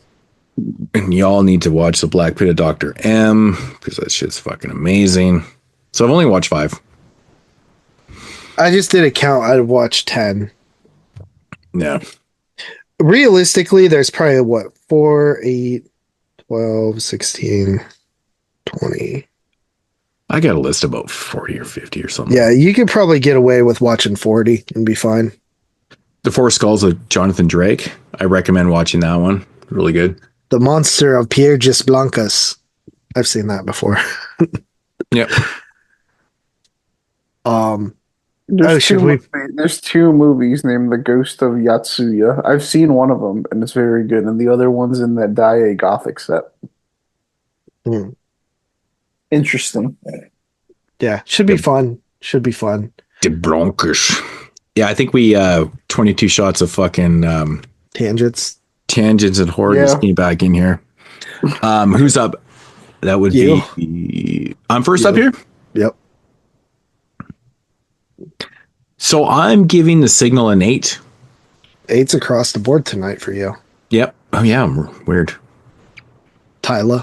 Yeah, it was a fun show for me, man. I had a lot of fun watching these 3 films. No problems.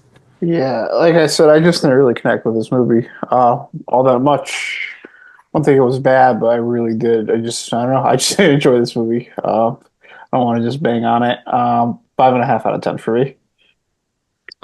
Still give it a pass. No, dude, you're in it a 4. No, because I don't think it was bad. Like, he did give it a 5 on Letterboxd. Did he? Yeah. Well, 5.5. You can't tell, but 2.5. Wow. I think that's a bit of a high score, as in you're high. But no, I think you'll like it more on a rewatch. If we ever pull 2007, I think you'll be like, oh, this is much better than I remember. But I gave it an 8 as well, Moodz, so I'm right with you on that. Speaking of, dude, I don't know what I'm gonna do with the thumbnail for this one. It's kind of an interesting one. Dude, you know what pisses me off about I spent literally probably 4 hours fucking with the top 10 Christmas horror movies thumbnail. Yeah. And you're probably like, why? You just do it. You just put all the posters on there. Well, one, that does take long. But even outside of that, I spent literally like 3 hours searching for a font that I used on past Christmas episodes.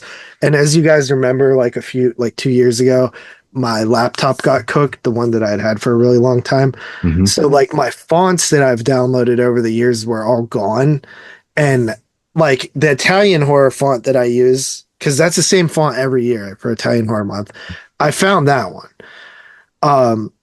And I found a couple other ones. Like our main font that we use for like most episodes is called Ghoulish, which is just a font I picked up over the years. But this fucking Christmas font that I always liked for the Christmas episodes, I could not find it to save my life. I searched for 3 hours looking for this fucking font online. Couldn't find it. I have no idea what it's called. You got OCD like me, motherfucker, man. And so I finally gave up and went with a different font that we've never used before. So that's the font on the newest Christmas episode. It looked good though. I like it. Yeah, the only thing that I didn't like about it was the 8 for 278 looks like 270. Like the 8 looks. Oh yeah. I can see that actually. Yeah. Yeah. But the fonts are like, I had a pretty good collection of fonts that I've used over the years. Like for the Evil Dead show, I actually used like the Evil Dead font. Mm-hmm. But sometimes you can't find, I think Jaws, I use the Jaws font too, but sometimes you can't find like good fonts for them. But I did looking for a Christmas font. I think I found one that I'm going to use for the New Year's show, just randomly. So I was like, oh, at least that's cool. I found a font for that. Normally I just use our main font. So funny story, a little behind the scenes. So for years we used this one font. I forget the name of it, but it, like the early episode, the first episode, like that had that skull, the metal skull. Remember that? Yep. So the fonts on there is the same font we used for like many years. And then I switched it to a font called Ghoulish, and we've been using that one as our main font for a really long time. But we've had a bunch of different ones for different episodes. But the main like signature one, we've kind of used 2. That was a lot of font. That's a bunch of nerdy shit that nobody cares about. Well, on that note, that was The Signal from 2007. I think, Tyler, you need to rewatch that one sometime down the road. Maybe I need to do it. Maybe you need to watch it maybe sober. Like, how fucking high were you watching? Sober. Oh, yeah, right. But you don't watch it sober. That's why it's like, maybe I need to watch it not sober. Yeah, maybe you need to watch it not sober. That's funny. Yeah. Sober, yeah. I watched the other one sober. I watched Ghostkeeper sober too. I don't think I watched them sober. I watched them all sober actually. So I watched this one today before the other one today before I started drinking. All right. Well, that is the show. Yep, that is the show. That's episode 279. We'll be back next week with 2,280, which is going to be the top 10 in 2024. I'm looking forward to it, man. We're going to have us three, obviously. And then, of course, Mr. Parker is going to make his return back to the show. Return. I feel like it's been over a year at this point. It's been a while. He's too concerned with himself. So yeah, he said he hates us. Really, that's what it came down to. Yeah, totally. And then we got Tony and Mason. So 6 lists, probably a lot of different movies. I'm assuming, but I'm thinking there's going to be some repeats, but like there always is. Mm-hmm. I'm excited to watch The Substance, man. I mean, that's tomorrow's watch, so we'll figure that shit out. I just looked at the runtime of the motherfuckers, like 2 hours and 20 minutes. Damn. Yeah, it's a quick watch. Long one. Fuck. That is one definitely would have been better to see it in the theater. Just kind of one of those movies, but obviously. I feel like that's one of the things that I've taken away from this year was the long films, man. Mm-hmm. So many long movies. But yep. All right. Well, let's get out of here. Yep, let's get out of here. I think it's a relatively normal sized length episode. So All right, dudes, we're out of here. Episode 279 is done. Check you guys next week. Deuces.